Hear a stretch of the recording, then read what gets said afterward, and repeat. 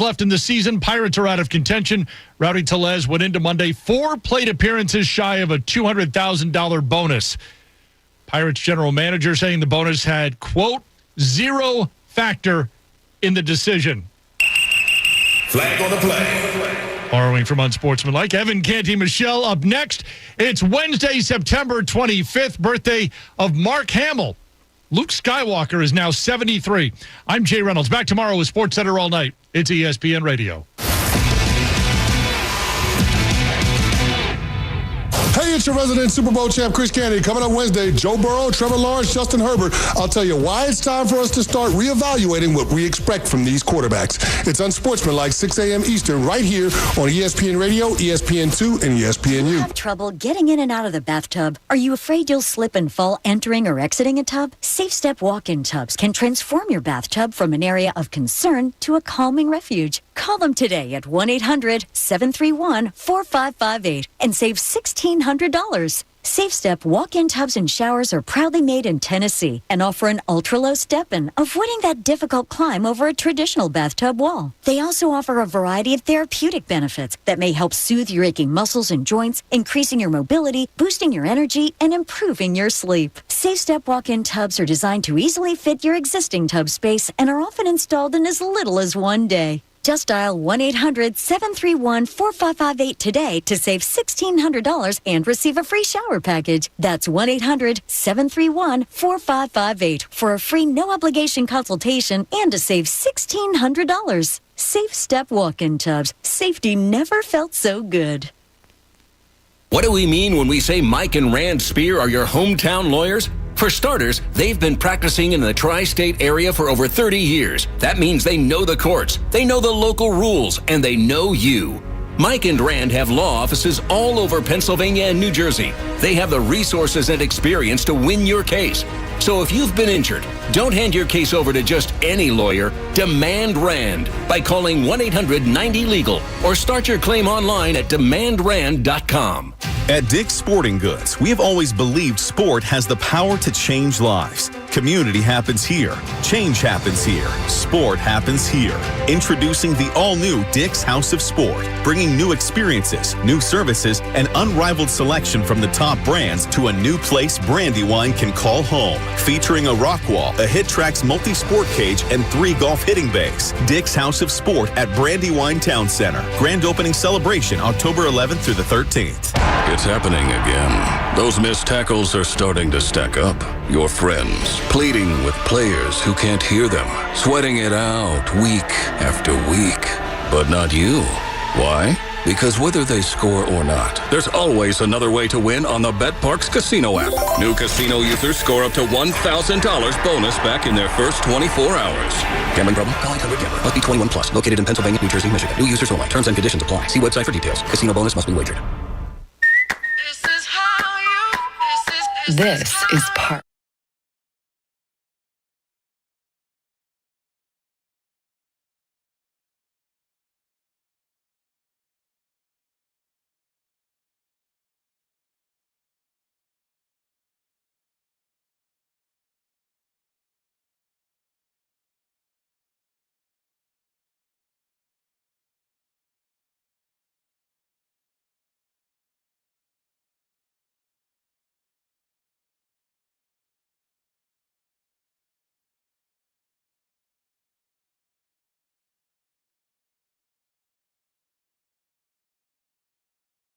Andrew Salciunas. This is Kincade Salciunas. 97.5 The Fanatic and 97.5thefanatic.com. Taiwan Walker just gave up another run. That's a conversation for another day. Do we have a... I'm sorry. That's horrible. It's actually messed up at You're this point. awful.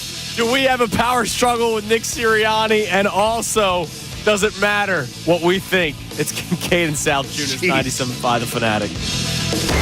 This is Kincade Salciunas. This is not about winning a game. This is about a bigger picture. No, this is about trying to get to a Super Bowl, getting back to an NFC Championship game. I always look at September in the NFL as survive in advance. And this team, the stuff that I'm not worried about is the stuff that they got to work on. Kincade Salciunas. John Kincade, Andrew Salciunas. 97.5 The Fanatic and 97.5thefanatic.com. And a good Wednesday morning, Philadelphia. I'm Andrew Salciunas alongside my man John Kincade. Johnny, happy Shefty Wednesday morning. And a good morning to you. Adam and Schefter. to Connor and everybody out there. Adam Schefter, 8 o'clock. Why not promote it right out Why of the not? gate? Right out of the gate. Because that's probably nicer than saying Taiwan Walker just gave up another run. It's a shame. That guy, he's just done. Like, just put him. Put him in the pasture. He's not done. Put him in He the should have been pasture. done. He should have been done after his last outing, but they brought him back out again last night to lose a game for this team that would have put them into first place in the NL. Nah, he deserves it. Make him pitch the day after the hangover. No, or the day of it. Do you think he celebrated? Oh, I mean, no, yeah. he did. I was there. Well, you Why were wouldn't there. he? How hard did he celebrate? I was not. I will tell you, very muted. There were sections of the room that were very muted, Yeah, I'm sure. and he was one of the The very bad players section. I would consider no, because I think JT was very muted. Oh, well, that's JT incredibly muted. Well, There he's was, a robot. Yeah. there was he says No, like Taiwan Walker. Taiwan Oh. Walker's celebrating is Adam Eaton celebrating in 2008. yes. I'm You know what I stealing. mean? I'm stealing money, but I'm here for the I celebration. was at the ring ceremony game in 2009 when they won the World Series. Adam Eaton arrived because he wasn't on the roster anymore. He showed up to get his World Series ring, and the place booed. It was freaking awesome because that guy was stealing. Hey, I things. would say let everybody who wants to celebrate, but that's just one Well, man's that's just opinion. you, and you're not allowed to do that, Connor. Yeah, you can't do that. that's all Don't I'll say. celebrate, Connor. All right, so we'll get more into the Phillies coming up in a little bit because we have to realize, I know it's great that they won the division and celebrated, and I think they deserved to celebrate. These games do still matter. See, it's we're going to get into this We'll get celebration into this in a thing little bit. because I saw something again last night in baseball about celebrating that I cannot stand Okay? at all. So Okay. we'll get into it. But our jumping off point when it comes to the Philadelphia Eagles is whether or not we have a legitimate power problem with Nick Sirianni. And you've talked about this, John. You have a theory, and I think it's spot on. And I would like you to explain the theory of maybe why. We talked about it earlier in the week, but for those of you who are just tuning in now, 6 o'clock hour audience is different than our 8 o'clock hour audience. Sure. You have a theory as to why Nick Sirianni may be going over the top with how he handles himself in games and how he handles himself at press conferences. And again, his role is a little different this year. I think Nick Sirianni was publicly neutered this offseason by his owner taking 8 days to retain him for the job, by his general manager going and picking his coordinators for him and giving them total autonomy. So since Nick Sirianni's returning, look, every man has an ego. Every woman has an ego. Yes. And I understand where he's coming from, that he wants to say, hey, I still am a big part of this team, and I'm still the head coach. And oh, by the way, go back to 2022. He didn't even finish as a finalist for Coach of the Year. So I think there may be a disrespect going back to when things were great. And I think what Nick Sirianni's gone into the season is, well, what I can control, I'm going to make sure my fingerprints are all over this.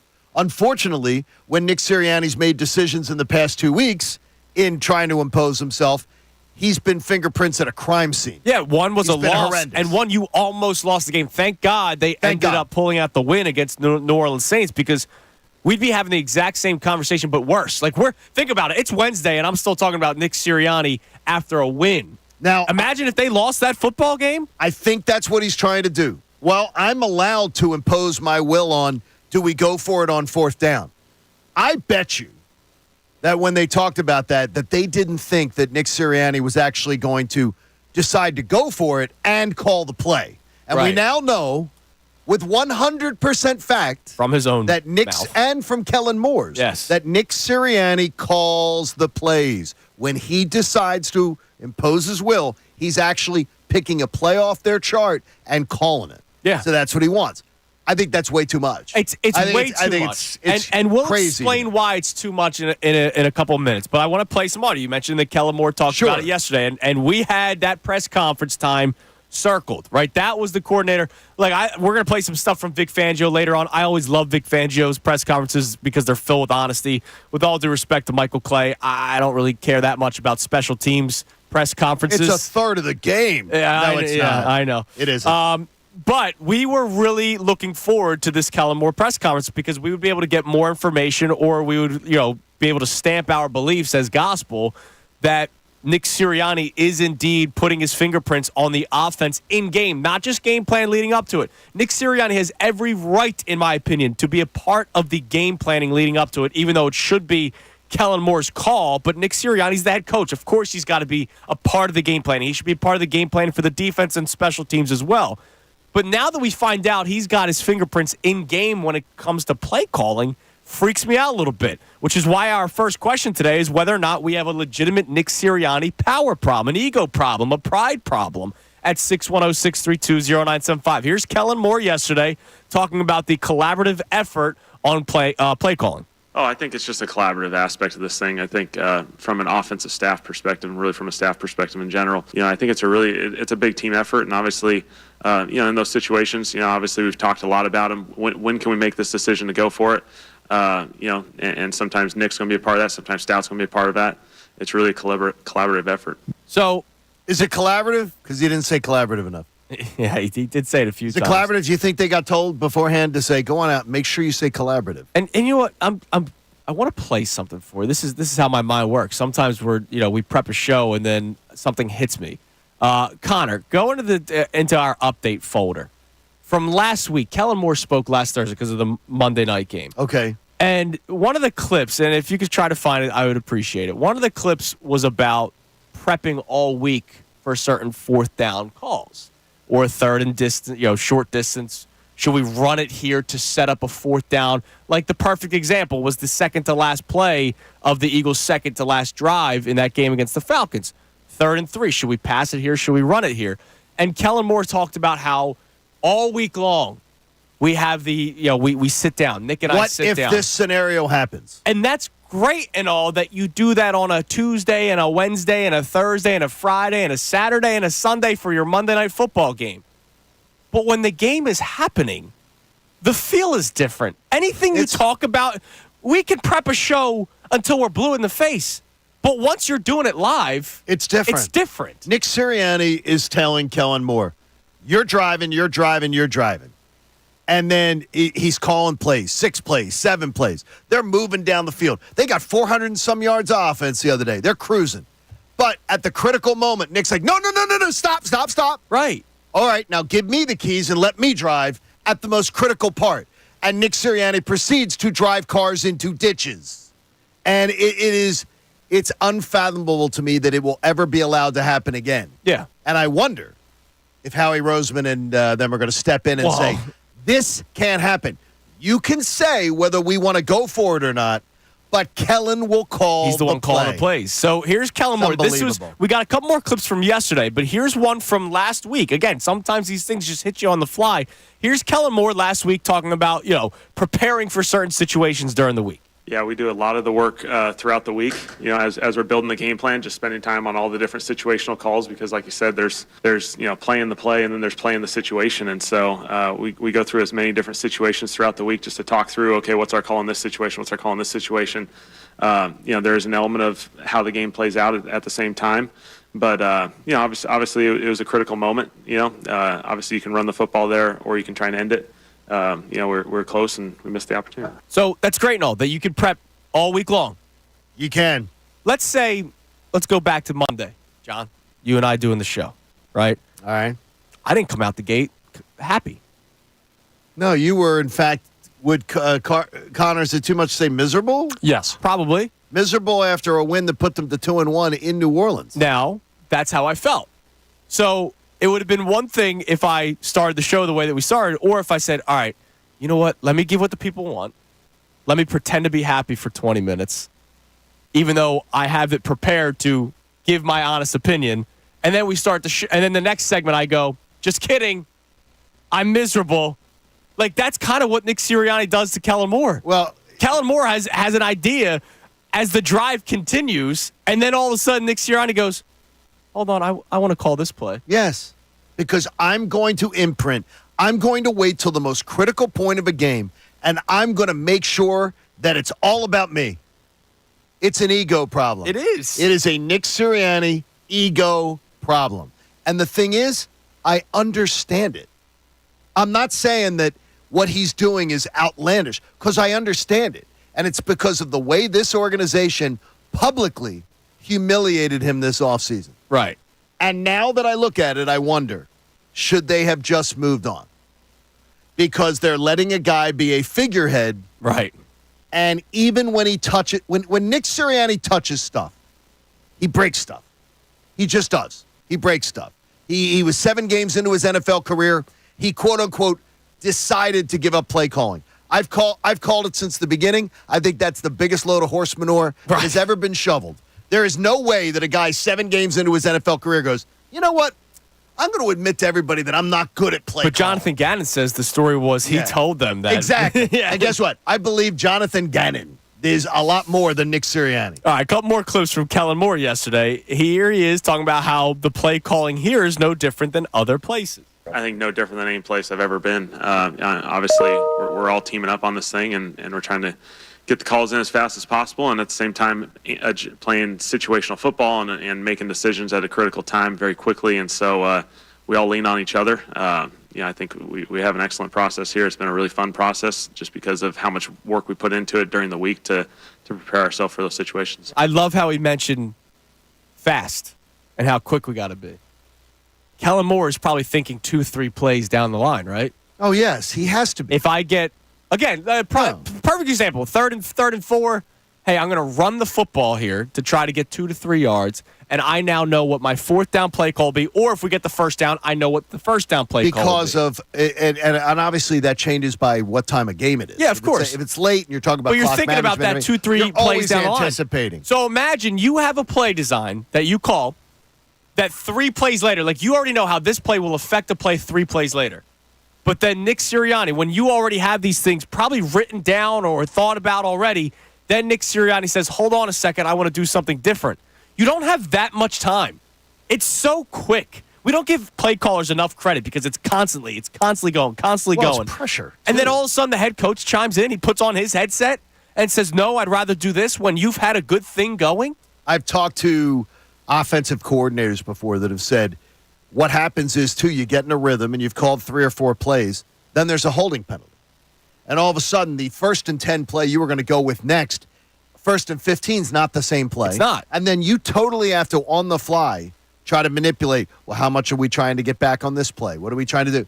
It's incredible how much just any little variable can change. Yeah, and I imagine it's harder changes. when there's multiple voices going through. And by the way, Jalen Hurts has the ability at the line to check in the plays. So you got too much going on. If Nick Sirianni's not good at this. Can we just be real? He's not good at this play calling thing. He has already either handed off his play calling duties or was taken away from a couple of years ago. His offense was horrible last year. Him and Brian Johnson were terrible together. And that's why you brought in Kellen Moore. That's why press conferences earlier in the year have been of Nick Sirianni saying, yeah, it's Kellen Moore's offense, Kellen Moore's offense, Kellen Moore's offense. Then all of a sudden, when the season starts, once it gets his greasy little fingers on it. Yeah, he does, because he feels left out. He feels like I'm not going to get any credit and I'm going to get all the blame. And by the way, in Nick Sirianni's defense, I think I agree with that part of it. Oh, I straight up said before the season started, if they play well this year, I'm not giving them credit. It's Kellen Moore and Vic Fangio. And I think Nick probably has listened to the show. He's probably heard that. And he's thinking, I'm going to get all the blame. I'm not going to get the credit. So I'm damn well going to show that I've got my fingerprints on this and that this is still my team. It makes me wonder whether it was a huge mistake to bring him back. But here's the thing. You mentioned he's going to get all the blame. I get it. There's and people, he will get all there's people the that just blame. immediately blame the head coach. We have legitimate, factual, historic, in-paper reasons as to why we should blame Nick Sirianni. No. I'm not giving him absolution by any stretch of the imagination. But what I am saying is I'm trying to give you what I believe is his motivation in just saying, you know what? I'm getting screwed here because I'm not even being respected as even being like, people don't even consider me a part of the process. Well, I'll show them. Because I'm going to every time center stage comes to me, I'm going to make that. By the way, I saw it. The Green Bay game, he was a well-behaved Boy Scout in the sidelines. The last 2 games, he's getting back into his old damn annex. Yeah, and running around and just, I don't know whether, was it Jeffrey Lurie's emotional maturity line? of that. Like, was that his line? He looks Emotional intelligence. Emotional intelligence. Yeah. Well, emotional intelligence and emotional maturity. I don't think he's showing us that he has that. So do we have a Nick Sirianni power problem or pride problem or ego problem? No matter how you want to phrase it, is there an issue there with Nick Sirianni? Or, look, does he have the right to do these things because he is the head coach of the football team? I'm sure there are some people listening going, well, of course he's doing all this. He's the head coach. Now, my problem is I didn't want him back. Right, Connor? You didn't want him back. So no, this is why. I have a problem when I hear Nick Sirianni be involved with the offense. Not just game planning. If he's a part of game planning, that's fine. Once it's in game, once the clock starts in the first quarter, it should be all on Kellen Moore to create the offense. Just like Vic Fangio. Now, I don't think Nick Sirianni has anything to say with the defense. I really don't. Like, I imagine he may have some input here and there, and then Vic Fangio probably goes, all right, dude, but back off. I got this. He's up in the booth. He's not even on the field with them, so it's not even like Sirianni can walk up to him. So why can Vic Fangio have full control of the defense where Nick Sirianni has admitted he's not as good defensively as he is offensively? But when it comes to the offense, this guy has been proven to not be a good offensive mind. He himself has taken away play calling from himself, according to him, and he thinks he can still be involved with the offense? That's horrible. I'm going to say that I really did. I didn't listen to you guys enough on this. And I did sort of roll my eyes at both of you about some of this. And now that I watch it in action, I don't know what I thought would go really, really well. I don't know why I thought it was going to go really, really well. All right, here's one more Kellen Moore cut from yesterday where they talk about bouncing plays off of each other, Johnny. What's the right time to call that one? And usually we're bouncing ideas off each other throughout the game, not just those situations, but first and second down. I think we have a really fun collaborative group on our offensive staff, and and Nick's certainly a part of that heavily. And so what it allows us to do is really team up on all these different situations, talk through the possible outcomes, and make the best decision possible. Heavily. He's involved heavily.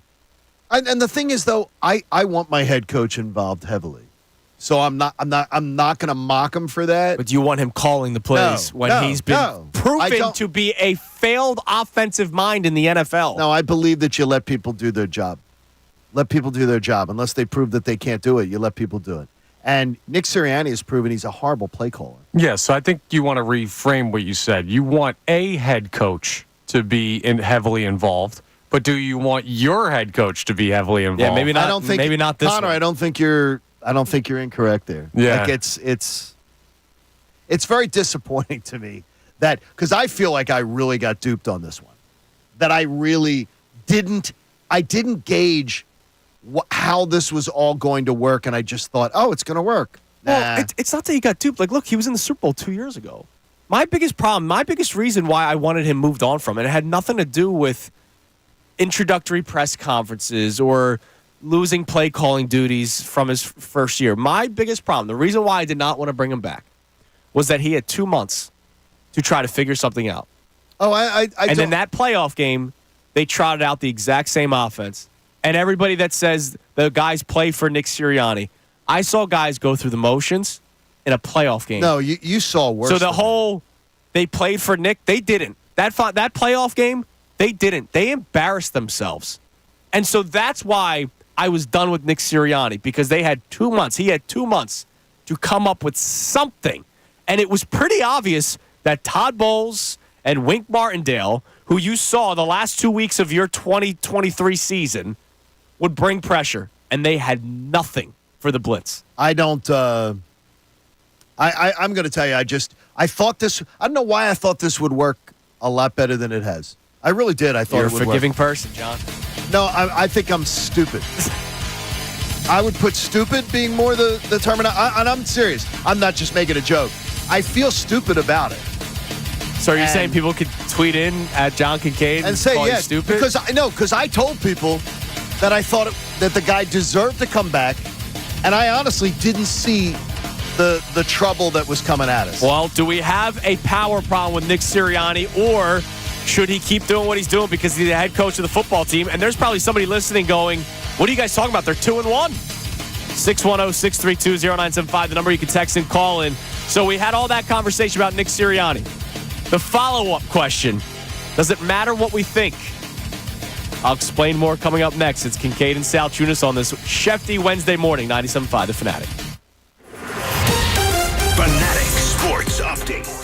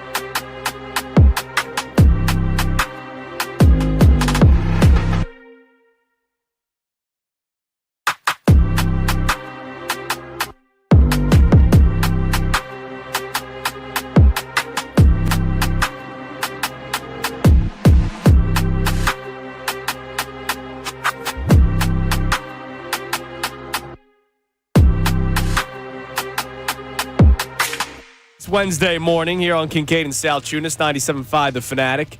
So we open up this show trying to figure out if we have a legitimate Nick Sirianni power problem. Now, he should have power. He's the head coach of the football team.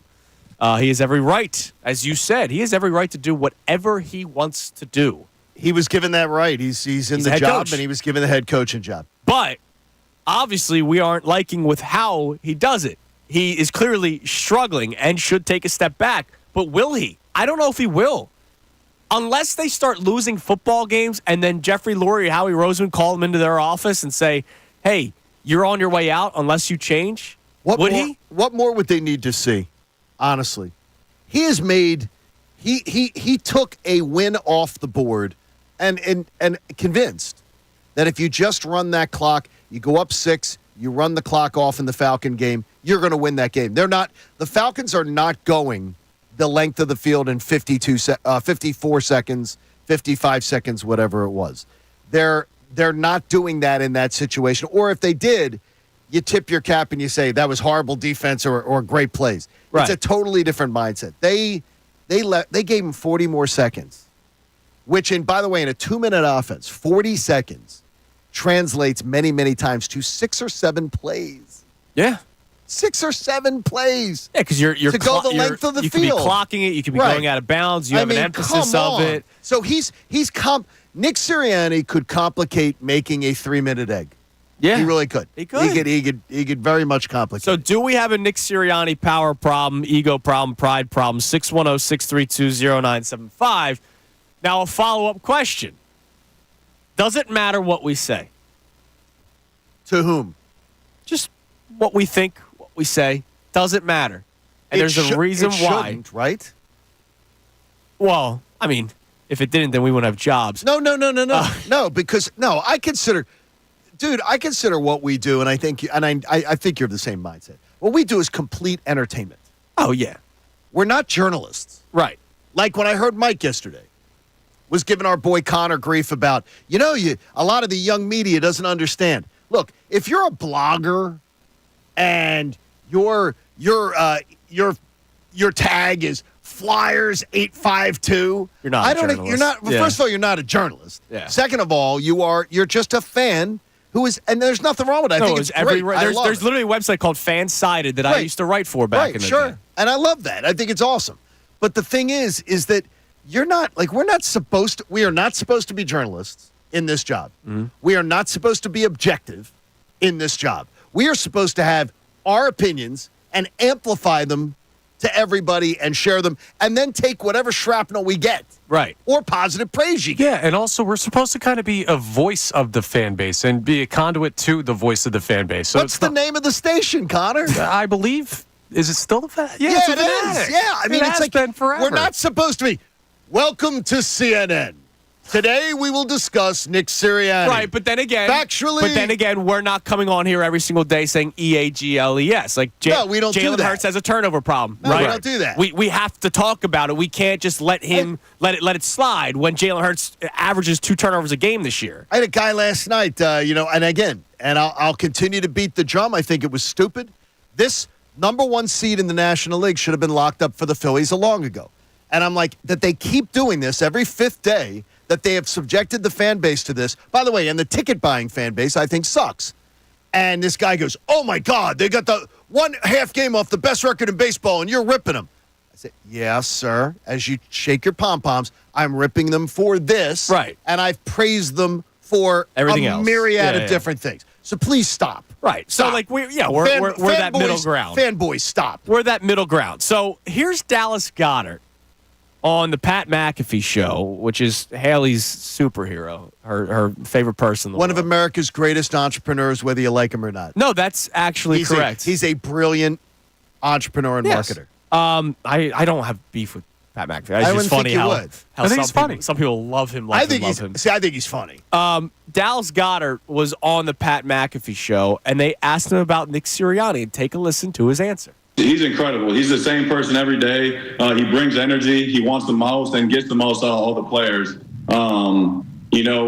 It's always tough to be a coach in Philadelphia. Even when you win, they want your head and don't think you're doing the right thing. But, we got all the faith in Sirianni. He's got all the faith in us, which is really cool. And that's why he goes for it on fourth down so much, because he trusts his players and we trust him. And, I think more so than the calls that he makes, we got to execute better as players and make sure we're able to get the job done in him, because, like I said, he trusts us, and that makes you feel good as a player when the coach has that much faith in his guys. If you ask 53 guys that question, you probably won't get that answer 53 times. I mean, remember, Jalen Hurts and Nick Sirianni, there was legitimate beef last year. Okay.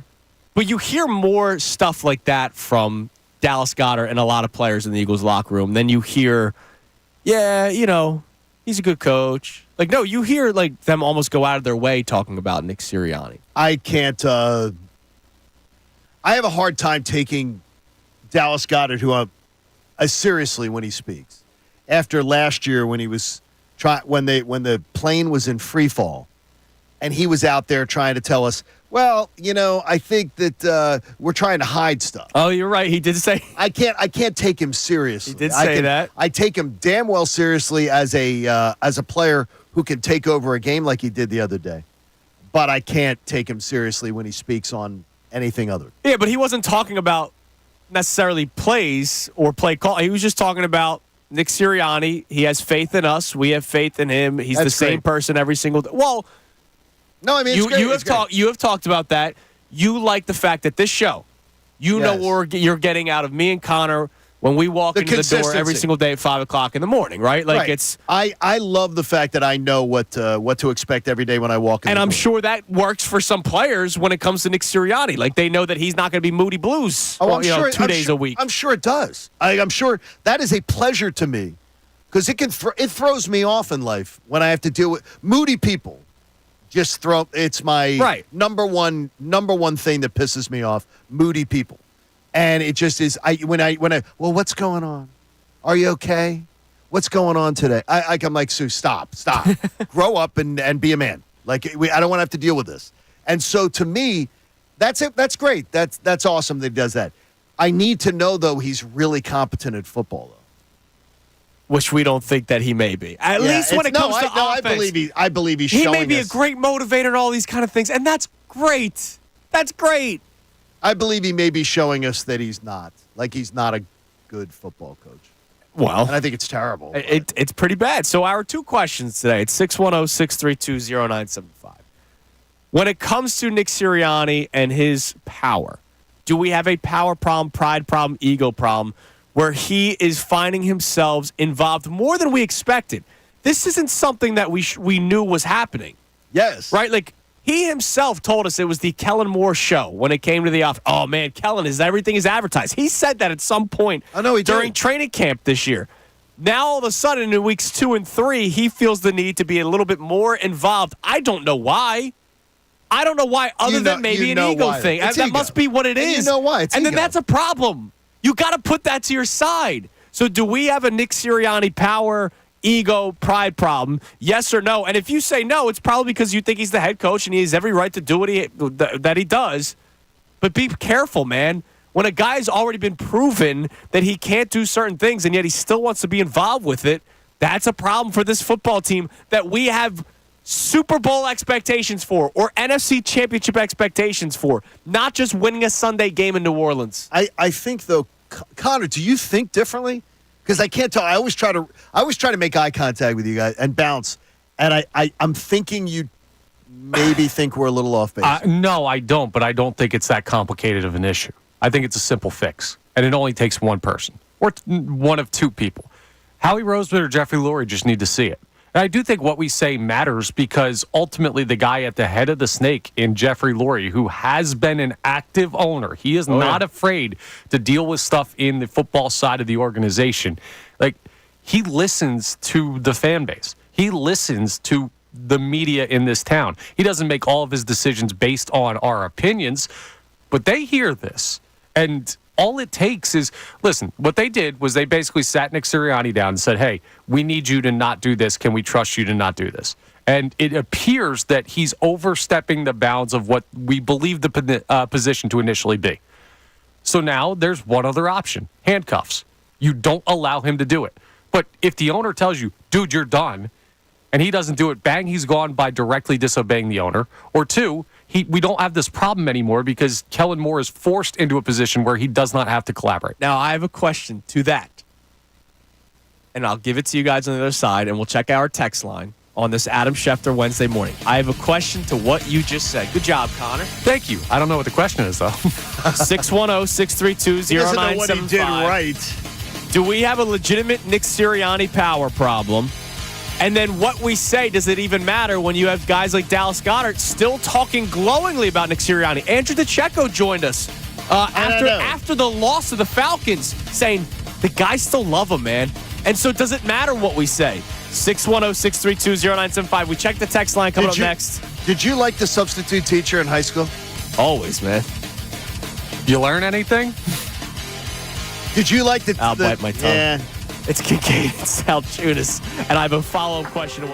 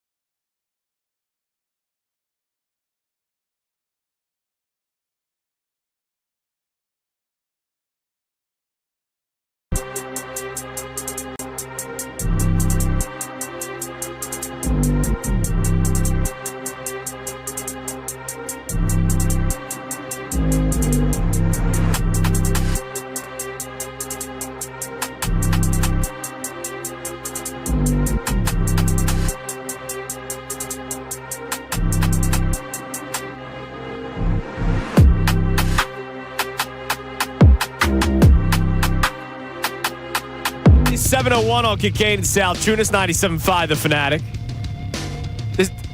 I'm really confused by something. What's that? I just saw something pop up on my Twitter feed. I literally as we were coming out of break, which is why I didn't go in the direction we normally would.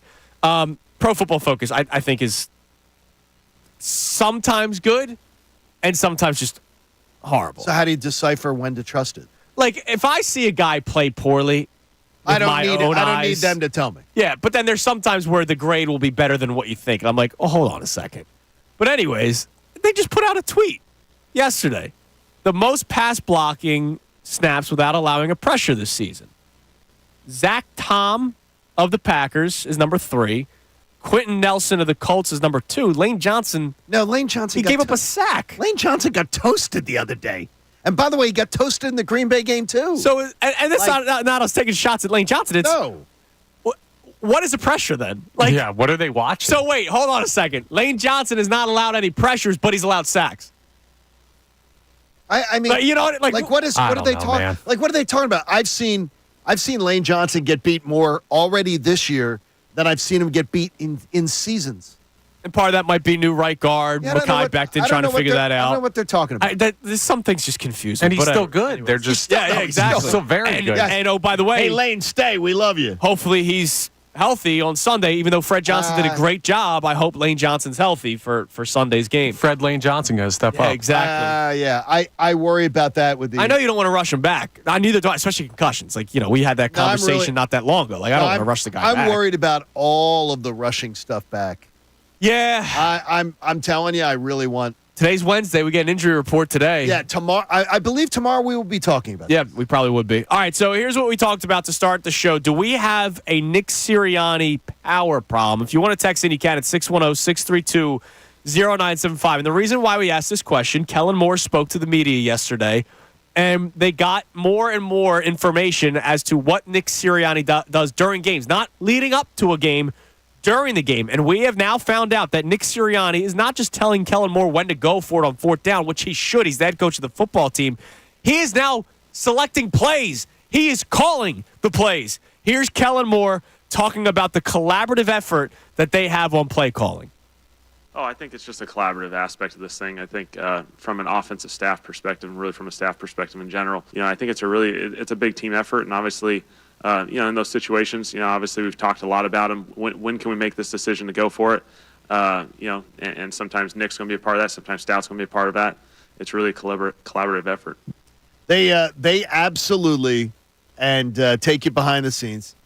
The PR teams, public relations teams for these schools. For these teams. Yes. They take them behind and go, okay, here is what the media is going to come after you with today. Be ready for it. Here are our talking points. Here's what you need to be focused on. And I promise you, it was collaborative effort. We're a collaboration. Because they all used collaborative. It was a drinking game. Yeah, it was. But here's the thing. Like, is the PR team trying to save Nick's skin then, I'm guessing, right? Well, they're trying to save the reputation of the head coach. Because the fish rots from the head. So they don't want this to be talked about. They want this to be, we're 2-1. They want to seem like kumbaya, everything's great. Yeah, everything is not great. But then it leads to conversations like this. But where we talk about whether or not Nick Sirianni has an ego, pride, or power problem. But I believe that is something that we are talking about. I don't believe the Eagles players are talking about. I think it's something we talk about. Well, because I really do believe the Eagles players are like, we're 2-1. We came out of a tough spot with a win. You're right. I think they're more like that. They're not deciphering. Believe me, they worry. They talk about the last game less than we do.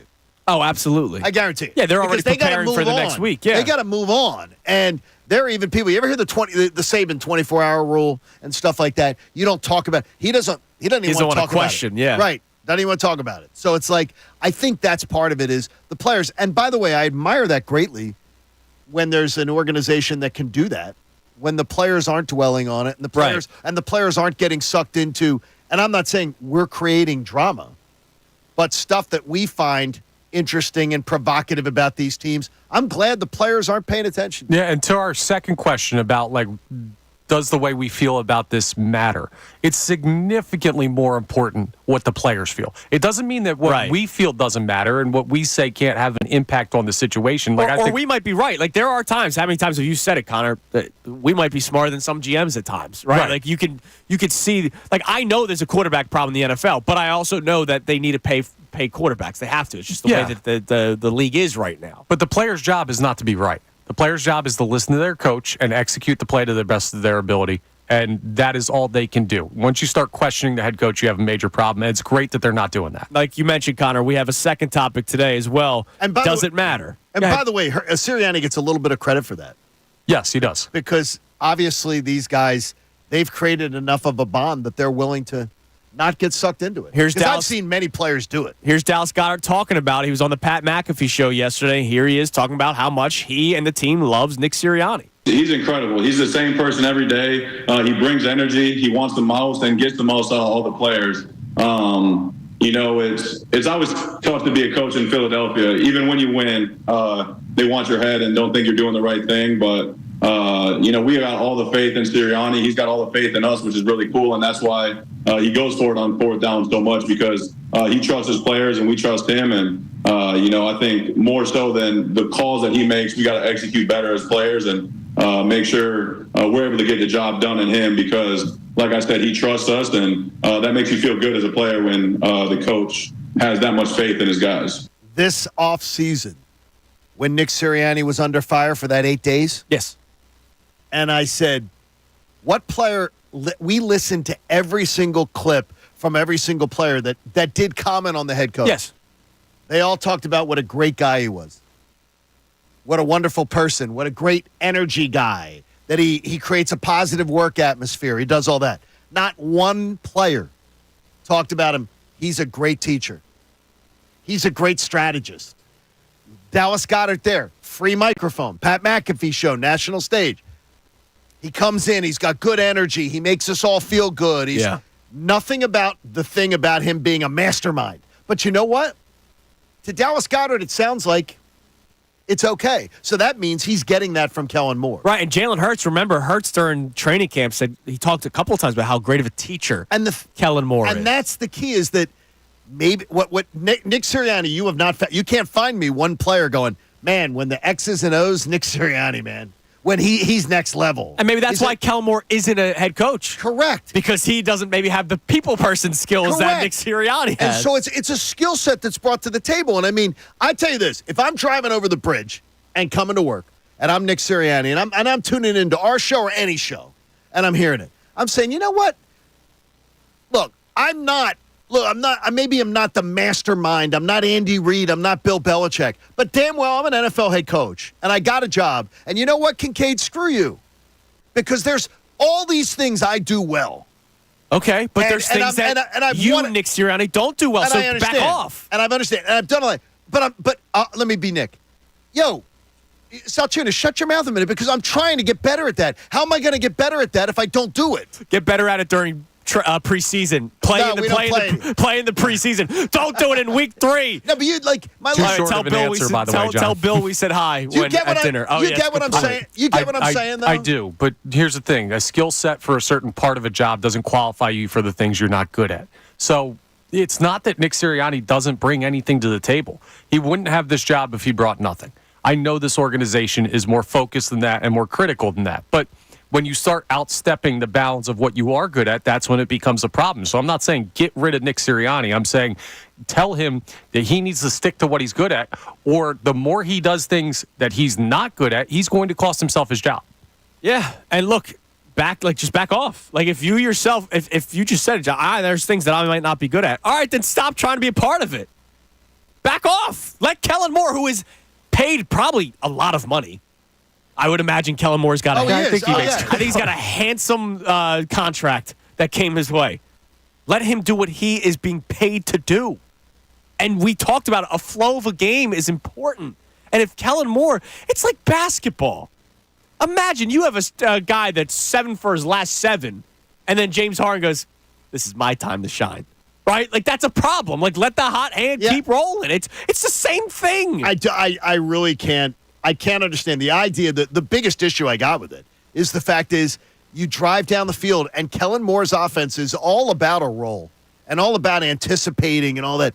And then you get to glory time, the most important calls. And he's like, I got this now. Now I'm going to do it. Right. That's horrible. Nah. That's not good, and that's not good practice. And if I'm Kellen Moore, I roll my eyes at it. Is when Liv was learning to drive.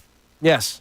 She was scared because of my car at the time that I'm going to bang up your car. I'm going to do something bad with the car. And I'm like, don't be scared. I don't care. That's why we have insurance, so don't worry about it. And she's learning to drive. I got my hand out the window to just give her total calm. Dad's not concerned. You're okay, even though I was dying inside. Of course you were. I'm dying inside. And so Christina's teacher her drive too, and then Liv didn't feel comfortable parking the car or parallel parking. She goes, okay, well, you pull over here and then I'll park the car. I'm like, no, not with Dad. Yeah. You're parking the car. But Dad, what if I hit something? If you do, I'll pay the insurance premium. You got to learn. You got to do it. Yep. And she had anxiety about that. Like, I'm going to bang up the car. Yeah, but you know what? Kellen Moore's not learning. No, he's not. Kellen Moore's already an expert at it. And then Nick Sirianni says, hey, I don't know how to parallel park, but can I try to parallel park this time, Dad? At the most important times, let him do his job. Right. Kellen Moore was brought here, let him do his job. And by the way, there is a skill set. Kellen Moore's interviewed for head coaching jobs. There's a skill set that got Nick Sirianni a job. Absolutely. And there's a skill set that got Kellen Moore a job. It was suggested to me, though, part of it is that Kellen Moore was not going to be willing to let's just say, be puppeted. So, you know what's so funny? He wasn't going to be able to be a puppet. I was about to just say, you know what one of Nick Sirianni's skill sets was? He's got the strings on his back. That supposedly, let's face it. Well, supposedly, he saw the involvement. And I've heard this from a really good source. Hey, Brian Dable, I can tell you, Brian Dable had the exact I spoke to enough people. Brian Dable had the exact same answer. That he was like, I'm not going to be, like where he's interviewing for certain head coaching jobs, he worked under Jerry Jones.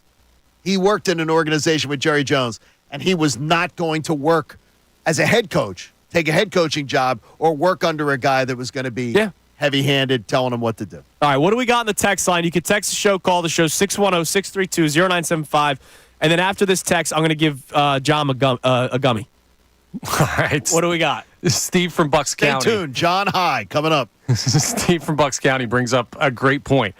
If this guy doesn't know how to call offensive plays, why are we bouncing ideas off Mr. Fertilizer? Talking about Nick Sirianni. It's a great question. Because philosophy-wise, his philosophy matters. His aggressive philosophy matters. Yes. But then you would say to your play caller, look, I'm the head coach here. I want us to have an identity as an aggressive offense. So now build me the offense that fits the identity that I want. Okay, I think he shouldn't call plays, but he should have a saying, I want aggressive play calling. Yeah, and then Kellen Moore can do his magic off of that. Yes.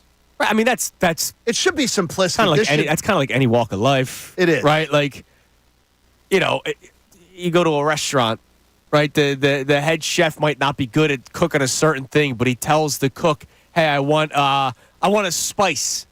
I want a little kick to that steak that you're making there. I want a little kick to it, just a little heat.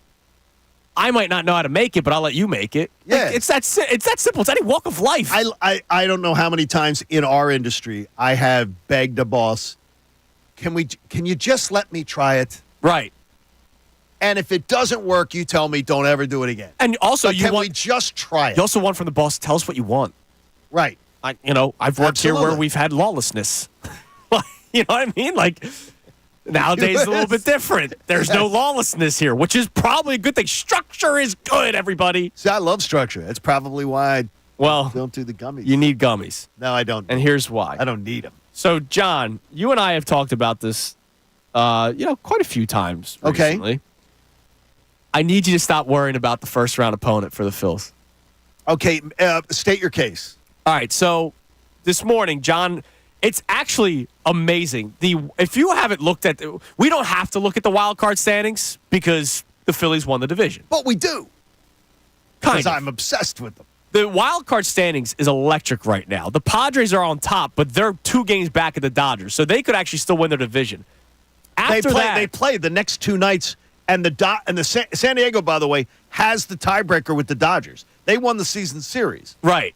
After that, you have the Mets, who are the second wild card team with just a half-game lead over the Diamondbacks, who are the third wild card team, who have just a half-game lead over the Braves, who are the first team out. Braves and Mets are playing each other right now. Braves are 1 game back of the Mets. The Diamondbacks lost last night to the Giants. If Chris Sale wins tonight, if Chris Sale wins his start for the Braves jump the Mets. Yeah. They will be tied with them, and the Braves already have the Braves right now would jump them. Right. So, I mean, it's crazy when you think about that. So right now, if the season were to end today, you would play the winner of the Brewers or Diamondbacks because you're the 2 seed. If you climb to the 1 seed and the season ended today, you'd play the winner of the Padres and Mets. Padres, as we've been talking about, one of the best teams in baseball since the All-Star break. The Mets, we know how well they played since that London trip, even though they're scuffling a little bit right now. The Diamondbacks were in the World Series last year. The Brewers are a pretty damn good team. They're just not as good as the Dodgers and Phillies record-wise. Here's why I say to you, John. Stop worrying? Stop worrying. Okay, tell me. I can't wait to hear what you're going to try to pitch me here. The Phillies should beat any team they face. You're out of your mind. Well, hold on a second. If the Phillies squared off with the Brewers, Diamondbacks, Mets, Padres, Braves, whoever in the first round, and they lose, regardless of who their opponent is, the season's a failure. It has nothing to do with who they played and, oh, my God, this matchup, that matchup. The Phillies, and I'm not doing the whole macho, anyone can come in here and get it. I'm not doing that. Okay. The Phillies are a better team than all those 5 teams that could potentially be in the wild card. I don't know why you're making a face. Really? I'm absolutely going to make They're better that than the face. Padres, Mets, Brewers, Diamondbacks, Braves. They're better than all 5 of those teams. If they lose a series to any of those 2 teams or any of those 5 teams, the season's a failure, period. Okay, no. Well, your concept is true. It's a failure either way. But no, not worry about the Phillies should beat every team. The Phillies since Memorial Day have not been a better team than the Padres. The Padres have been a better team than them for 3 months. Okay. And they are 2 wins behind the Phillies. And then they're 2 wins behind them with a game in hand. So they're really 1.5 games behind the Phillies. And you're starting the series off with Zach Wheeler on the mound, followed by maybe Christopher Sanchez or Aaron Nola. And I got the better pitching staff. I got the better bullpen. I got the better lineup for the most part. I get you're going to say that. Then the Phillies should have a much better record.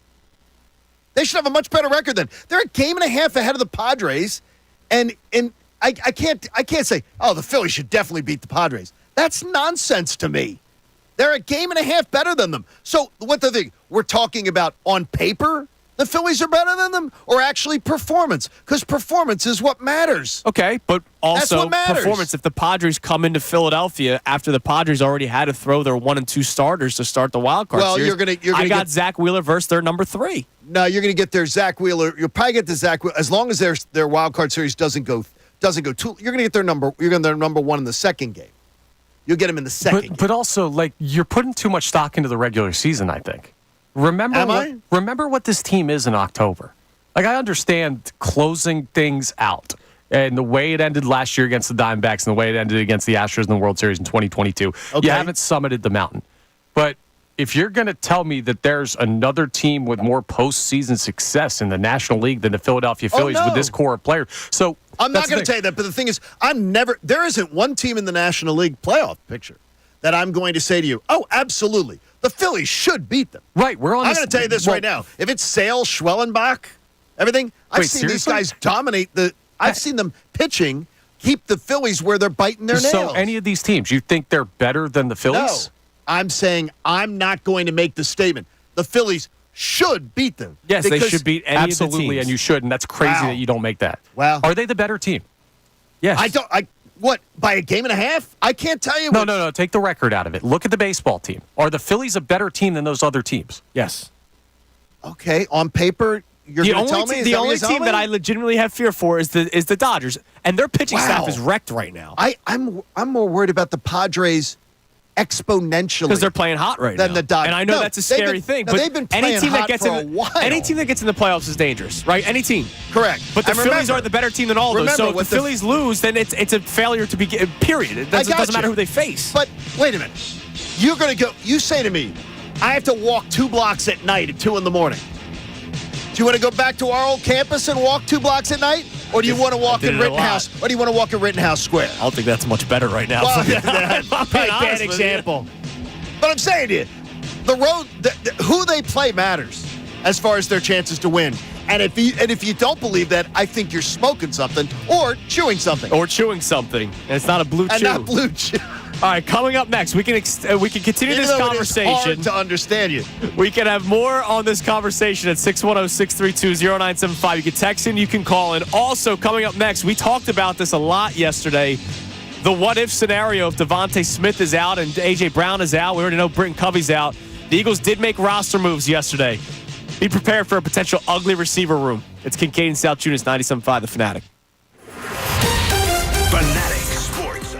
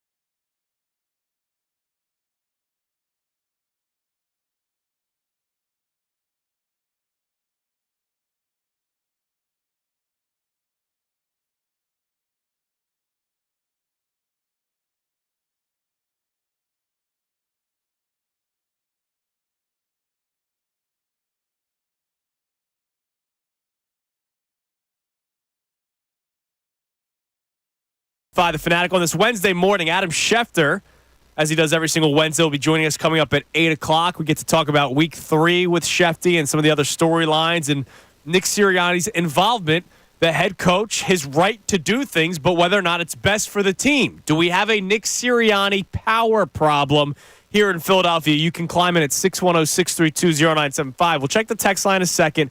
We'll get to the Eagles roster moves in a second because they made a bunch of them yesterday because they might be dealing with a lot of injuries on Sunday. But you just told me something fascinating. And I don't think Connor has heard this story. Probably not. And was it just 2 weeks ago I talked about how I don't know how to feel about NILs? Like, I love that kids get paid. That's awesome. Like the college players. I'm all for it. I'm all for that, but I don't know how I feel. It was the story that you had about the biscuits.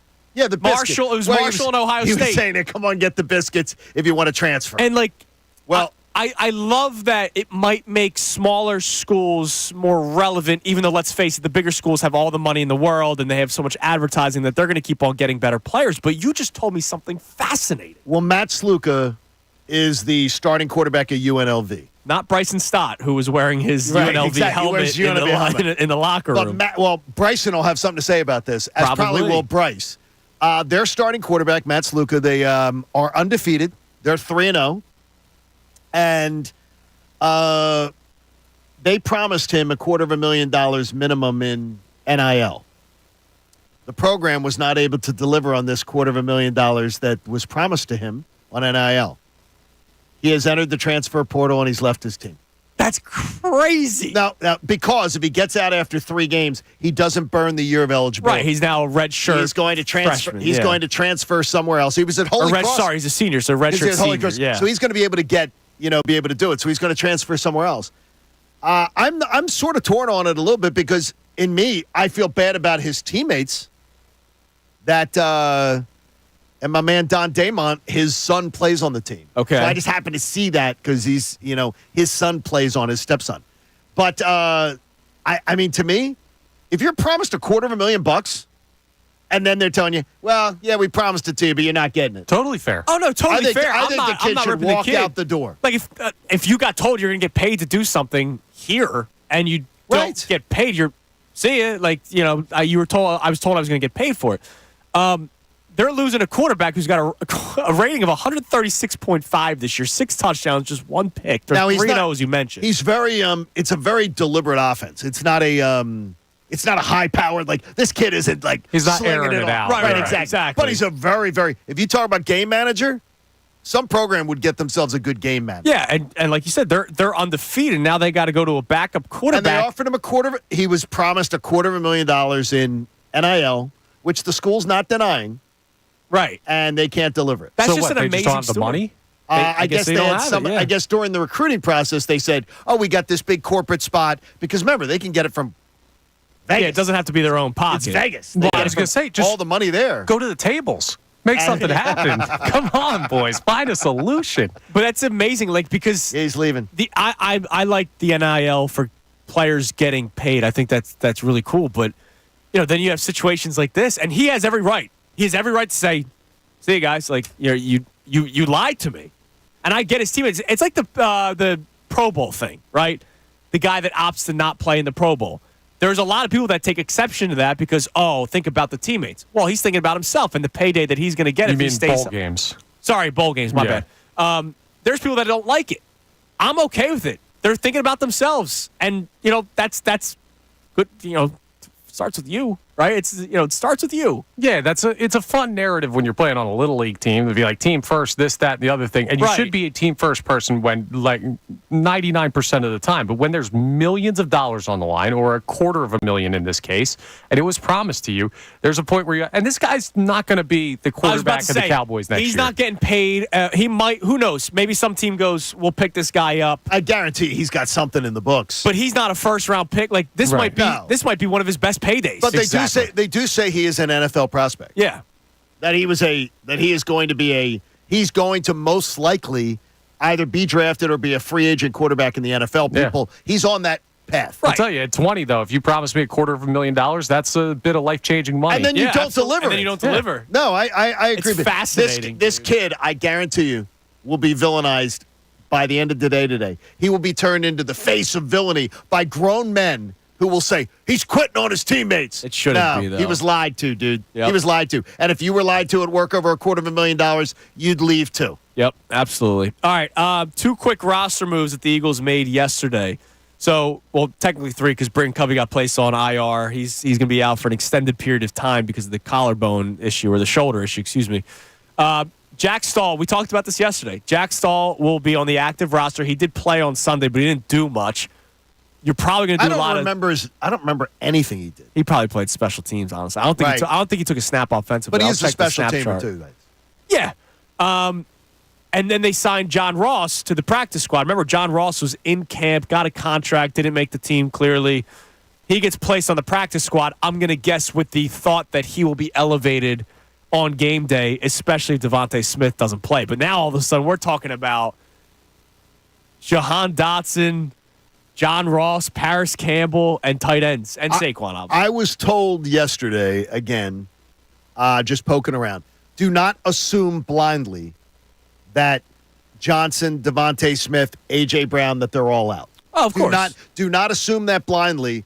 And I asked, okay, most likely, A.J. McClain said it. I don't want based AJ, off his reporting. I don't want A.J. back. I really don't. I swear to you right now, I would take, if someone said to me, you're going to definitely lose the game if A.J. Brown doesn't play, I think I'd take the L to give him 2 more weeks because I really do believe in got the bye week afterwards. And there's enough teams in the NFC right now that have already taken losses. I feel confident enough with the schedule and everything. The Eagles, if they go 2-2 into the bye week, I am completely confident that all of their goals are still on the table. Once A.J. Brown comes back healthy. Yes. I'm worried that you aggravate something and then we're talking about him being out more. Well, it also depends what the injury is. Like, we haven't really gotten a clear. We know it's a hamstring, but we don't know the extent. If it's a tweak, and it was just like, okay, we're being cautious with him, because that's initially what they said. Remember, when it first came out, Sirianni said we're taking a cautious approach with it. If it's something where it's not like any type of slight tear, he just kind of moved it weird or something, and you could put him back out there and feel very confident. I find it hard to believe that the Eagles would risk A.J. Brown's health long-term for this season on a Week 4 matchup with the Bucs. So if he's on the field, I'm going to trust that the organization evaluated it correctly. And I also trust, we got to trust, right, A.J. above anybody. Yeah, he'll be the one to know, exactly. That he's not going to, look. But I also hear what you're saying, kind of, he might. I still remember, dude, that playoff game against the Giants. He was banged up. And he was furious that they took him out of the game when they were up 3 scores. Right. 3 scores. What, it was 31-7 was the final score? Do you think the 31-7? I think both playoff games were 31-7, if I'm not mistaken. Yeah, they were. I don't know whether, he's putting on the Batman cape and saying, I have to rescue the team this week if, Devontae's injured or whatever. I don't know. So yeah, that would be my worry. Today's a critical day. It is. Yeah, when the injury report comes out. Today's a critical day because we're going to probably know. And again, because it's a road game, I think we'll know by Saturday morning, because I would say if Devontae Smith or Lane Johnson, the concussion thing, I don't think they're putting them on a plane on Saturday to go to Tampa. If they're at all concerned about it, I don't think they're going to do the game time decision thing with either one of them. Right. They just don't travel. And by the way, I wouldn't do it with either one of them. No, especially when it comes to concussions. I would be willing to take this loss. And I know a lot of fans are like, shut up. I know. You're an idiot. I would be willing to take this loss to make sure off the bye week we could get all of them back. Yep. And have a chance to hit reset. All right, coming up next, we check the text line heavy. Do we have a Nick Sirianni power problem here in Philadelphia, or does he have every right and you respect it because he's the head coach? Also, the Phillies thing. I want to touch on this a little bit more. Whoever they play, John. And the Phillies are the better team. And if they lose to any of the teams they play in the first round, it's a failure. So that's why I don't even bother looking at matchups right now. You got the whole chart in front. You got the Excel spreadsheet. You should have seen it, Connor. He showed it to me during the break. Should we take a picture of it? It's Pepe Sosa, or what's it? Pepe Silva from the Always Sunny. That's what John's got. He's got the chart. Yeah, I do. I don't care. They got to beat whoever they play. Let's get some text on that as well. It's Kincade and Salciunas, 97.5 The Fanatic. Ricky Bottalico. The bottom line of that leadoff hitter is get on base.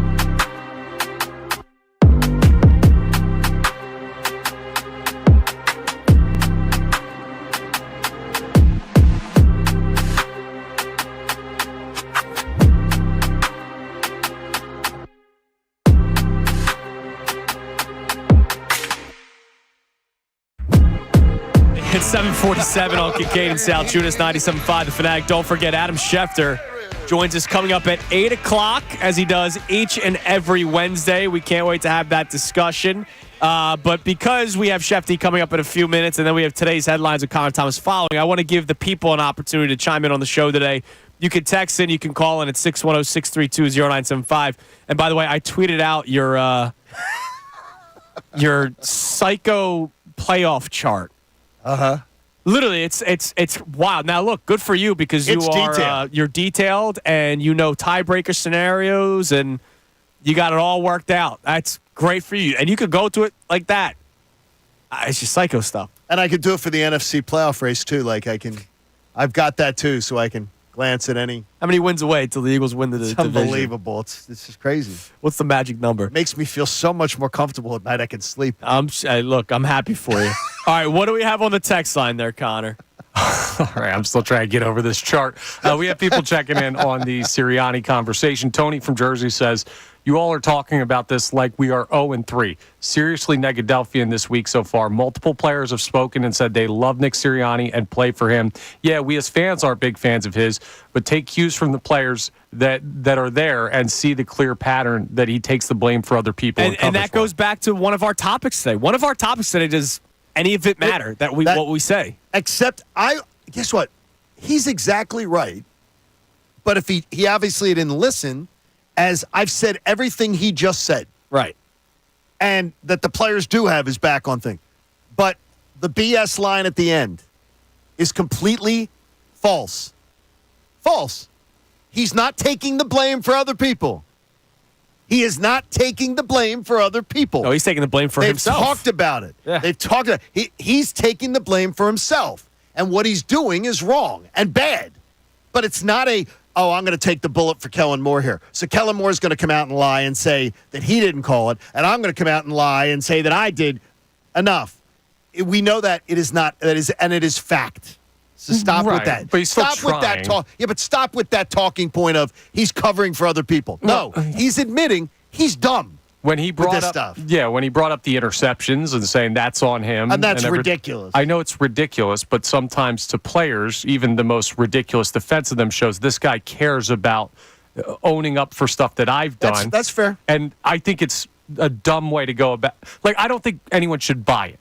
No, but it's the fair. Effort. Sometimes the expression, it's the thought that counts. Yeah. Well, that's about all we've got with Nick Sirianni, but the thought is in the right place. I was told if you were ever going to complain about, like let's say there's something about the show. We're complaining. The boss is asking us about something like. Not that there ever would be. As they're saying, the boss says, "Is there something you can do better? Is there something the show could be doing better? Is there something you could be doing better?" Lead with something you could do better, right? Before you point anything else out that someone else could do better. Absolutely. Yeah, but if you said I could do the sports updates better, that's on me. Well, I could, but I mean, I've never said that. What the hell? Connor does the sport updates. Connor's the one that does the updates. Yeah, so I get it from both sides. And look, I get it. The guy says they're 2-1, they're one catch away from 3-0, blah blah. Well, again, his decision took them out of the 3-0. So, for God's sakes, you can't say in one breath, "Oh my God, this is so Negadelphia. They're one catch away from 3-0." That play call, yes, if Saquon Barkley does not drop that pass, they win the football game. There is a risk to that play, okay? And then Nick Sirianni does the whole my chart. I'm more convicted than ever before. And then the next week he says, "I don't need to talk about this with you guys anymore." It's. The guy's in his own way. And, yeah, they're one catch away from 3-0. They're also a couple of decisions away from being 1-2. They almost lost the New Orleans game. Let's not act like they won that game comfortably. Hell, you could go 0-3. It's not like they blew out the Packers. Yeah, exactly. And the Packers game, again, we've talked about this. I think Sirianni did a fine job coaching the game. I think he outcoached LaFleur. Yeah. But then weeks 2 and 3, he did not outcoach his opposition. No, he almost coached them into 2 losses. The only thing I'll give him credit for, and maybe I shouldn't give him credit for it, but we haven't talked about this at all. What's that? The Saints burning 2 timeouts before they reached 5 minutes left in the fourth quarter hurt them big time, dude. By the way, I tweeted that out on the Fanatic account. The first one that they took, which was early in the fourth. Which was early in third quarter. Third quarter, yeah. And I tweeted it out, and it's like, oh, thanks for the great like somebody said, thanks for the great observation. It is a great observation. And I was like, boy, it paid out at the end, didn't it? You don't want to do that. And they called their second time. There's still 5 minutes left. By the way, Nick, remember how bad Andy Reid was about it? Nick's better One of the greatest. And Nick Sirianni is like 100 times better at clock management than Andy Reid was here for the majority of his tenure. Well, that's why part of the... So Nick's not getting killed or crushed in about everything. That's something he's being praised for. He does a great job with that. I mean, that's why the Hurts interception was even more bad in week 2 because they still had a timeout. To Nick Sirianni's credit, they still had a timeout at his disposal.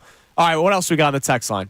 Trevor from Percy checks in and says, after last season, Nick got neutered. All offseason, everyone in the fan base and media operated under that premise. How did you all of a sudden regain this power and become unneutered for lack of a better term? Because I think we were naive. And that was one of our topics last week. And I force-fed it. My naive nature, look, I own it. I didn't think he'd be calling the play on a fourth down. I thought he'd be just saying, let's go for it. And then Kellen would call the play. That's not what's happened. Nope, it's not. All right, coming up next, your next chance to win $1,000 with our company-wide contest, the Kelly Green Cash. Adam Schefter joins us as he does every single Wednesday at 8 o'clock. And then we also have today's headlines with Connor Thomas. So big segment coming your way next. It's Kincade and Salciunas on this Wednesday morning, 97.5 The Fanatic. Fanatic Sports Update. A headache of a game for the Phillies.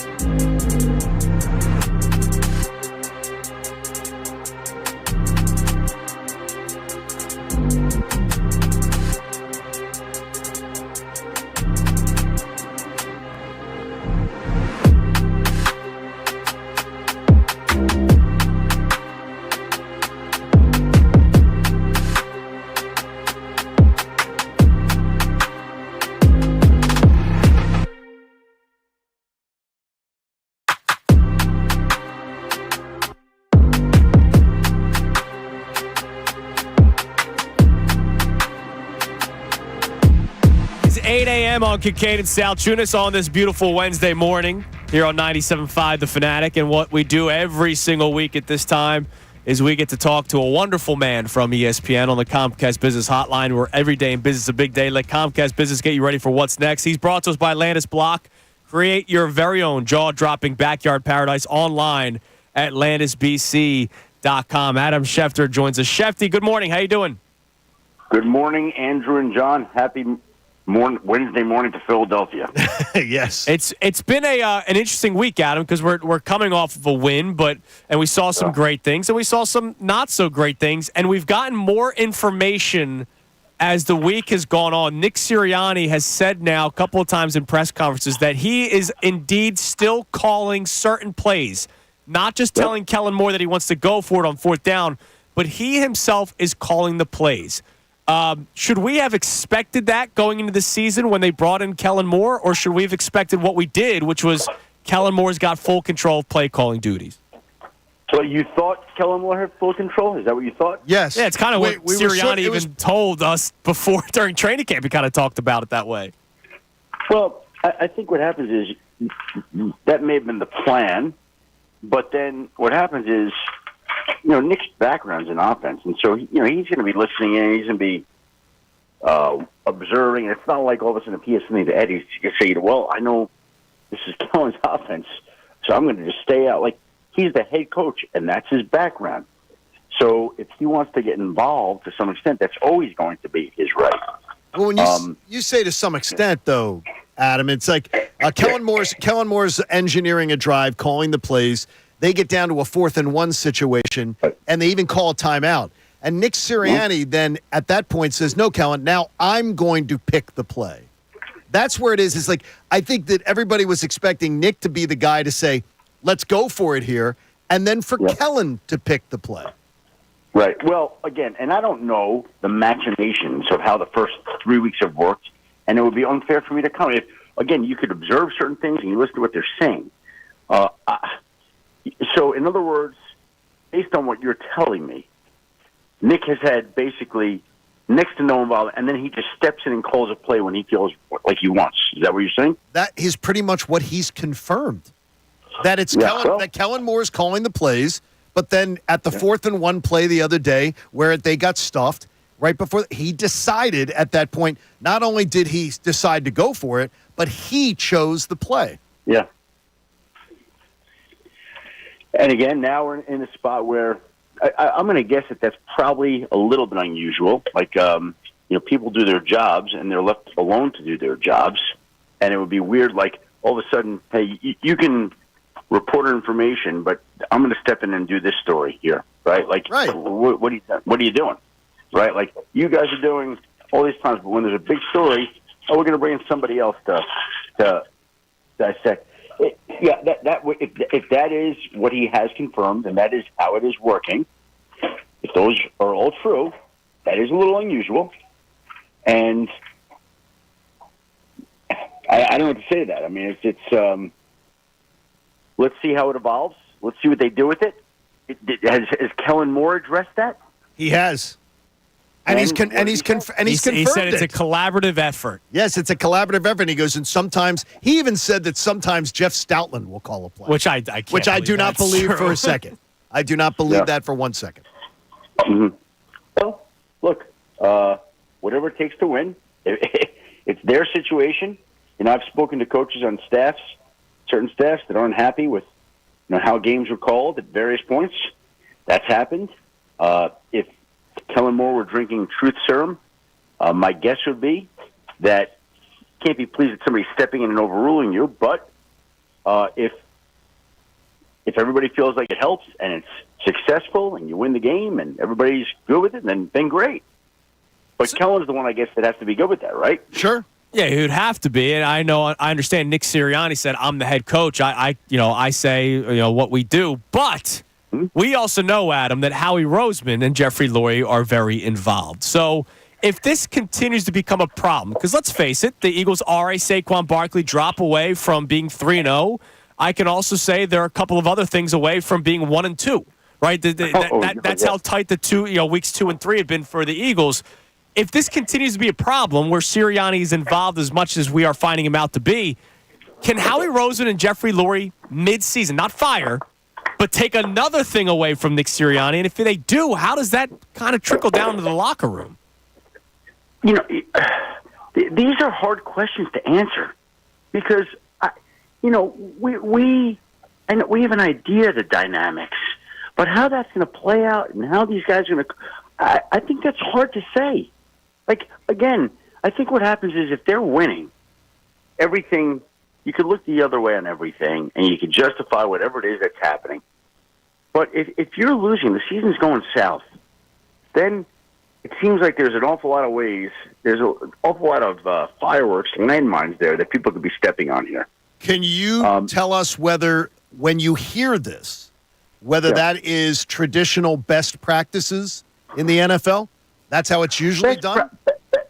Best practices are whatever it is, whatever it takes to win football games. And so, and every case is different. That's why it's hard for me to answer these. Like, I'm not in on these meetings. I don't know exactly how this is working. I know you're saying it's working like this, but I guarantee it's a lot more nuanced than that.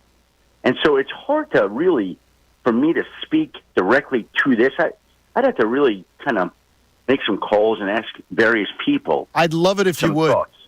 because they've addressed it Sunday afternoon, Monday afternoon, and Tuesday afternoon the coordinators did. So it's not like we're talking about something that they haven't. When we talk about nuance, it's something they've addressed 3 times now. I got it. Which is so it's very strange what they're doing.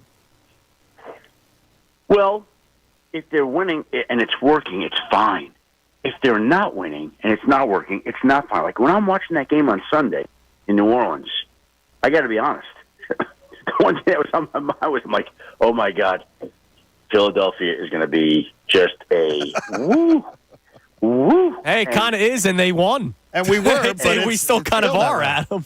And the segment on Wednesday, oh, those guys are going to grill me here. Like, that's what I was thinking. I was watching, like, that was messy. I'm glad to be on your mind on a Sunday, Shefty. That's nice. That's good. It's good to know. That was messy. Like, I'm watching this going, oh boy, here we go. And to their credit, they pulled it out. To their credit, but boy, that was going to be an ugly loss if it went the other way. Yeah, and let's talk about that. So there's a lot of people that come out and say, hey, a win's a win. And I agree. Look, 2-1, that's huge for your division lead. That's huge for eventual conference records, especially you beat the Saints, so that's a conference opponent. But could there be a feeling in the locker room like, yeah, we won, but I know it's early and everyone says the preseason and the continuation of the preseason, but did we not just see this last year? Again, Andrew, we're on to a new year. So that last year's last year. And so, here's the thing. Like, they had so many opportunities to take control of that game, and they didn't until it seemed like they wouldn't. Like, it looked like they were done, and then they weren't. But they should have had the game control. And the bottom line is they won the game. That's all that really mattered in the end. And you won in New Orleans. And, by the way, what we were talking about last week was now they're going to a place where they've struggled to win games recently. I think they had lost their last 3 games there. They hadn't won in a while. They're playing a team that looked in the first 2 weeks as good as any in football. Oh, boy, doom and gloom. How are they going to work it? They won. They won. So they should be credited with that. Now, it wasn't pretty, and it should have been easier, and there were a lot of interesting situations during the course of the game, but they won. It's all that matters. So if you find a way to win on the road, you remember what happened. Everybody's going to remember what happened, and you move forward. Because, again, as I'm watching that game, I also was thinking Tampa Bay's getting smoked today. Tampa Bay is not going to be the place you want to play next week. If Philly loses today, then they're going to Tampa for a really tough matchup next week before a bye. And what would your city have been like had that team lost in New Orleans and then gone into Tampa and lost? Coming off of losses to Atlanta, New Orleans, Tampa? Well, we know that Bill Belichick and LeFou, his assistant, would have been stalking the head coaching job. Stalking the head coach. They don't have to stalk anything. I think people know where they are. I think that, on the sideline. Yeah, they're on the sidelines of Monday Night Football. And Nick Sirianni's got to be saying, this guy is sort of publicly making it known that he wouldn't mind this job. And then he's on the Eagles sideline on Monday Night Football. I thought that was terrible. Hold on. When has Bill Belichick made it publicly known that he would like the Philadelphia Eagles job? He's talked about the great Hey, Bill, what's a great organization in the NFL and everything? Philly's first one out of his mouth. Who's an executive that you really I like Howie Roseman. I mean, it's like you can say things. Come on, Adam. You can say things without saying them directly. You don't believe that? I would say. Well, what I would say to you about that, John, is do you think that Bill Belichick needs to lobby for a head coaching job? Well, I think he would have liked this job last offseason. Well, I believe he might have lobbied for it last offseason. Do you not believe that he did? You don't believe he? I don't believe Bill Belichick needs to lobby for a head coaching job at all. I get what you're saying. If they want him, they'll get him. If he wants it, if they want him, they can get him. Exactly. He doesn't have to say or do anything. Like you make it sound like he's desperate for. Look, Bill Belichick. Let's be clear. But he would like to be a head coach. He would like to be a head coach in 2025. I think everybody would agree. He's doing something because, A, he likes to stay busy. He loves the sport. It keeps him present in it, and it keeps his face out there. But Bill Belichick doesn't have to lobby for any job. Okay, but wait a minute. He was a free agent. Everybody knows where he is. He was a free agent last offseason and didn't get a job, man. I mean. So? Yeah? Every team that had an opportunity passed on him. So you don't think that maybe his ego is like, hey, I'm still here. Let everybody know I'm here. Definitely not. Definitely not. Wow. Definitely not. Wow, I've never seen him. I've never seen him so charming or so visible in my entire life. Well, that's his job to be that right now. That's his job is to be on the media. Like his job is to be on TV. You're going to go be like, we're on to Cincinnati. It doesn't work like that. Okay, you can't keep saying that on the Manningcast or McAfee. That's not going to work. Okay, we got to get a little bit of explanation. We got to get a little bit of cheer. We got to get a little bit of color. Like, he's adjusting. He's adjusting his attack like a coach would to be reflective of the job that he's trying to do. But look, last year he was a finalist for the Atlanta job. A lot of people around the league thought he was getting the job. And then the Falcons, in the end, pivoted and went a different way to Raheem Morris. Washington discussed Bill Belichick. And you talk about the openings. It just didn't work last year because Seattle had an older coach and wanted to go youth. The Chargers were focused in on Jim Harbaugh. Who were the other? Carolina. Bill, he wasn't going there, and they wanted some young coach to go fix Bryce Young. Good luck with that. Yeah. Tennessee also wanted a young. They just had Vrabel. They wanted to get some young offensive guy in there. Like, it didn't match during the coaching cycle last year for Bill. Okay? So, by the way, if Dallas or Philly had made a change last year, I'd be shocked if Bill Belichick wasn't front and center as a top candidate for those jobs last year. But neither one did make a change. And so here he is again, sitting on the sideline. We're speaking to Adam Schefter on the Comcast Business Hotline. Shefty, forgive me if something's already happened. I just haven't seen it anywhere. If they haven't yet, are you expecting financial punishment toward a couple players from the New Orleans Saints? Because there are a lot of Eagles fans outraged by what happened to Devontae Smith a couple times, Darius Slay, of course.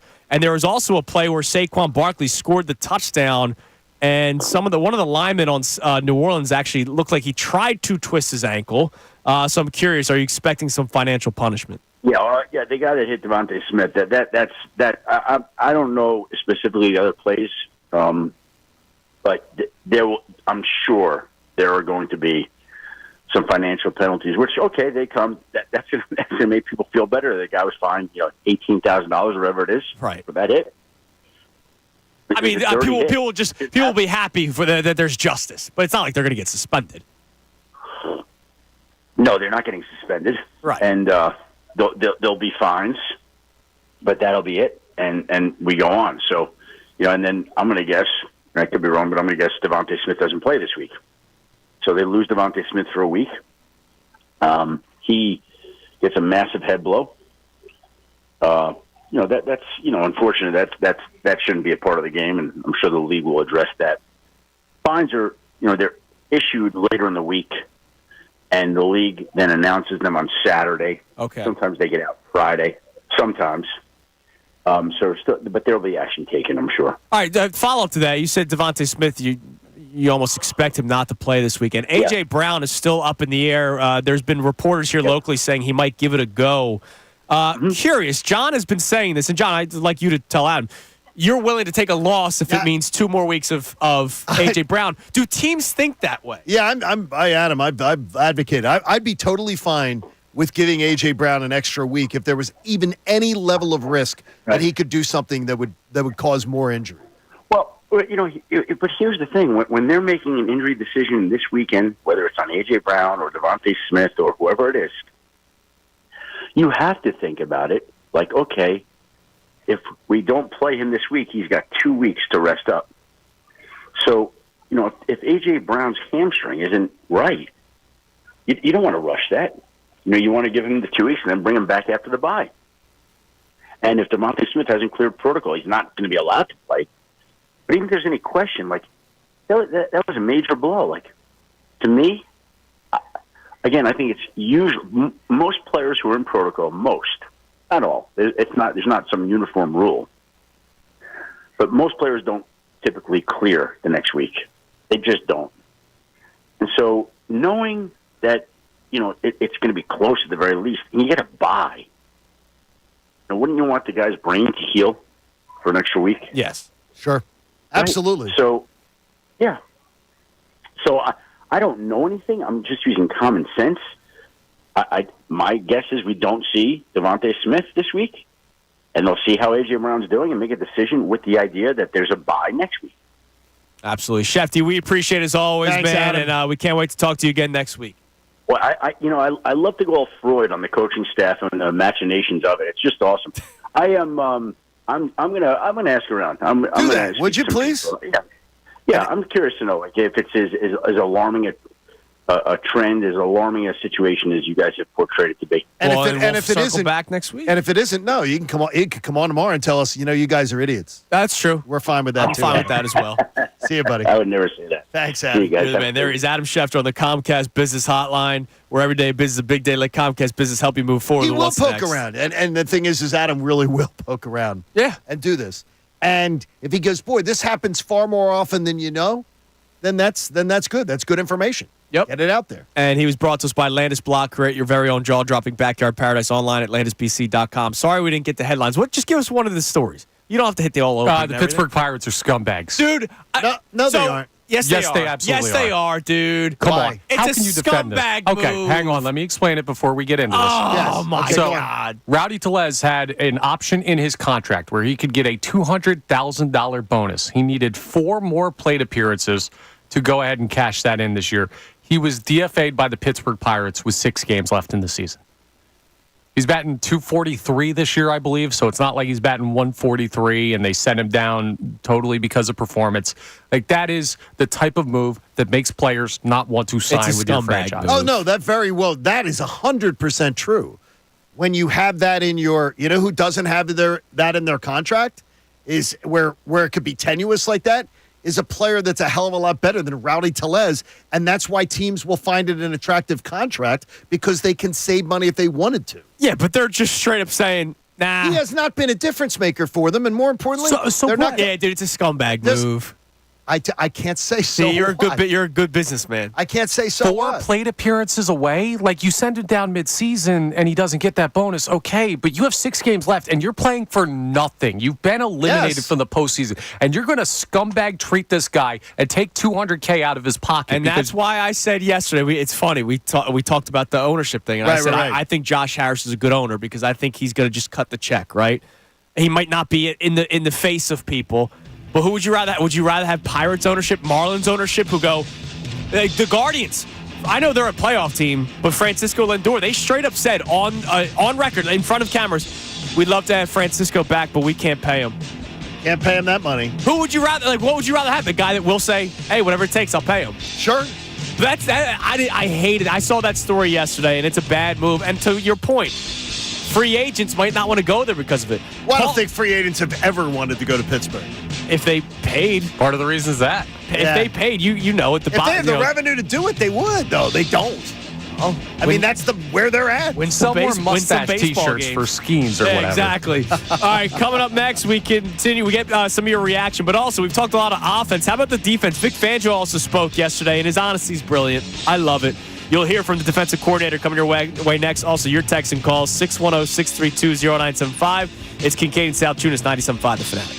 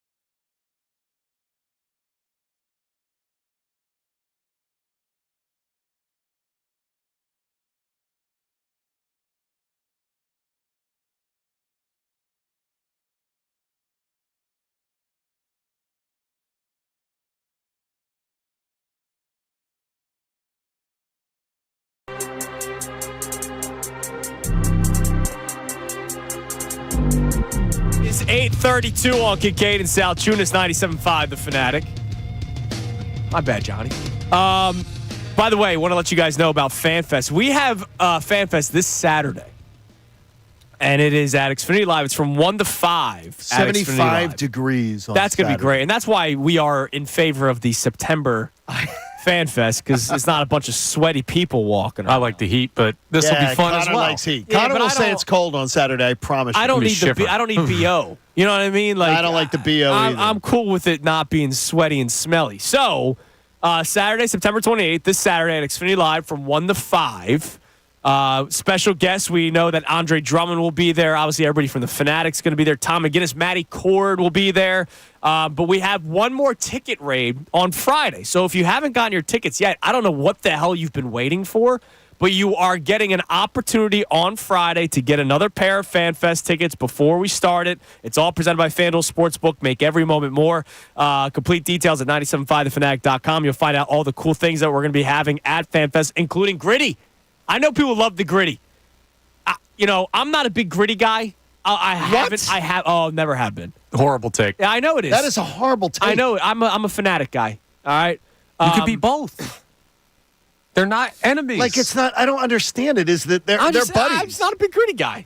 They're That's all. buddies, and more importantly, what I love about Gritty is he didn't just try to bogart the Fanatics act. You're right. He has his own. He has a completely different one, and it is highly entertaining. And no one in the NHL even makes a ripple compared to Gritty. You're right. I hope Gritty kicks your ass. Yeah, I Saturday. had to tell Gritty you've been talking. I hope he does too. I hope he does. Well, me and Gritty in the ring at FanFest. No. Gritty, the cake in the face of Salciunas. Well, I got to go to the wedding. Do it afterward. Well, you should have picked a Cake- fight with the guy who throws Shouldn't pick a cakes at fight. people. He put cakes in people's faces. But Gritty will be there. I know that excites a lot of people. So FanFest is going to be a ton of fun. It's this Saturday. Again, another ticket raid coming your way on Friday. All right, I wanted to play some audio from Vic Fangio, but my bad, John. I completely forgot all right, about man. something, It's all right. It's all right. I think it's important. Well, why don't we just then we'll give it 9 o'clock. We'll just shift it to 9. You It's wanna my shift it fault. to 9 We'll o'clock? just shift it to 9.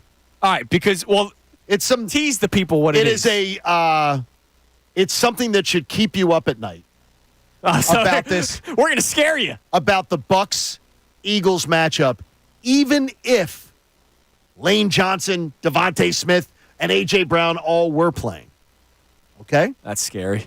yeah. If they were going with their full complement of players, this should scare you. So is it going to scare me more that they're not going to be playing? It potentially? should. I'll tell you why. All right, so we'll do that That's coming up at called a 9 tease, o'clock. baby. Damn right it is. There you go. We'll also have our 5 best minutes of Adam Schefter, which I also didn't put down the show sheet. How about that? I'm having a bang-up day today. It's all right. I right. didn't catch it, so it's my fault. We've had a lot of offensive conversation, maybe offensive to some of you, if you're Nick Sirianni fans, like our man, where's he at? JG on Twitter. I love you, Jay, because he hates our takes on Sirianni, but he listens, so I appreciate it. Correct. There's And by the way, people get mad at us, and sometimes our takes are terrible. sometimes. In retrospect, yours. sometimes they're terrible. Well, I would say, listen to me. Listen to me. By the way, I want to read one more tweet before we play this Vic Fangio audio. Going back to the Nick Sirianni conversation, which the question today is, do we have a power problem with Nick Sirianni? And we would love to get more text messages. Real Mama Eagle has checked in. Love Real Mama Eagle. She said, I think it's totally fair to question Nick's decisions and power. I don't think it matters, however, if teams, quote, almost lose or almost win. You either win or lose. There's no in between. She's right when it comes to the W's and L's standpoint. But if these things don't get better, so yeah, they beat the Saints. And again, we had totally different mentalities on Monday, me against you two guys. If I continue to see Nick Sirianni make mistakes that could literally cost them a game, they almost lost that game. So there is an almost win, there is an almost lose. If they lost that game at the hands of Nick Sirianni, they're 1-2. They won, thankfully. But how am I supposed to know that week 4 he's not going to make those same mistakes, if not more, and maybe it'll cost them a game? Maybe it would lead to a loss. Because those decisions almost led to a loss. They could then lead to a loss the next time. Jalen Hurts' 2 interceptions or 2 turnovers could lead to a loss the next time. So there is an almost. I think there is an in between. I do, and I understand in simplicity and in logic. Her point's exactly correct. Yeah, they're 2-1. They're in first place in the NFC correct. East. But you cannot fail to take into consideration, why are you complicating easy stuff? In the NFL, what is easy like taking 40 seconds off the clock in the Monday night game that helped to lead to the loss. That's an easy thing that you don't expect your CEO to be screwing up. But I get what Real Mama Eagle's saying. I do too. But again, the next time he makes a mistake, the next time Jalen Hurts throws an interception in the fourth quarter when you're down a score, like we saw in week 2, those 2 turnovers that he had, they happened early. What if they happen late? You lose the game like you did in week 2. If Nick Sirianni makes a 4th down decision late in the game instead of in the middle of the game, like week 2, you lost.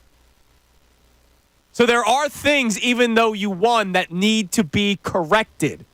And the scary thing is, because of Nick Sirianni's potential power struggle, I don't know if they're going to get corrected.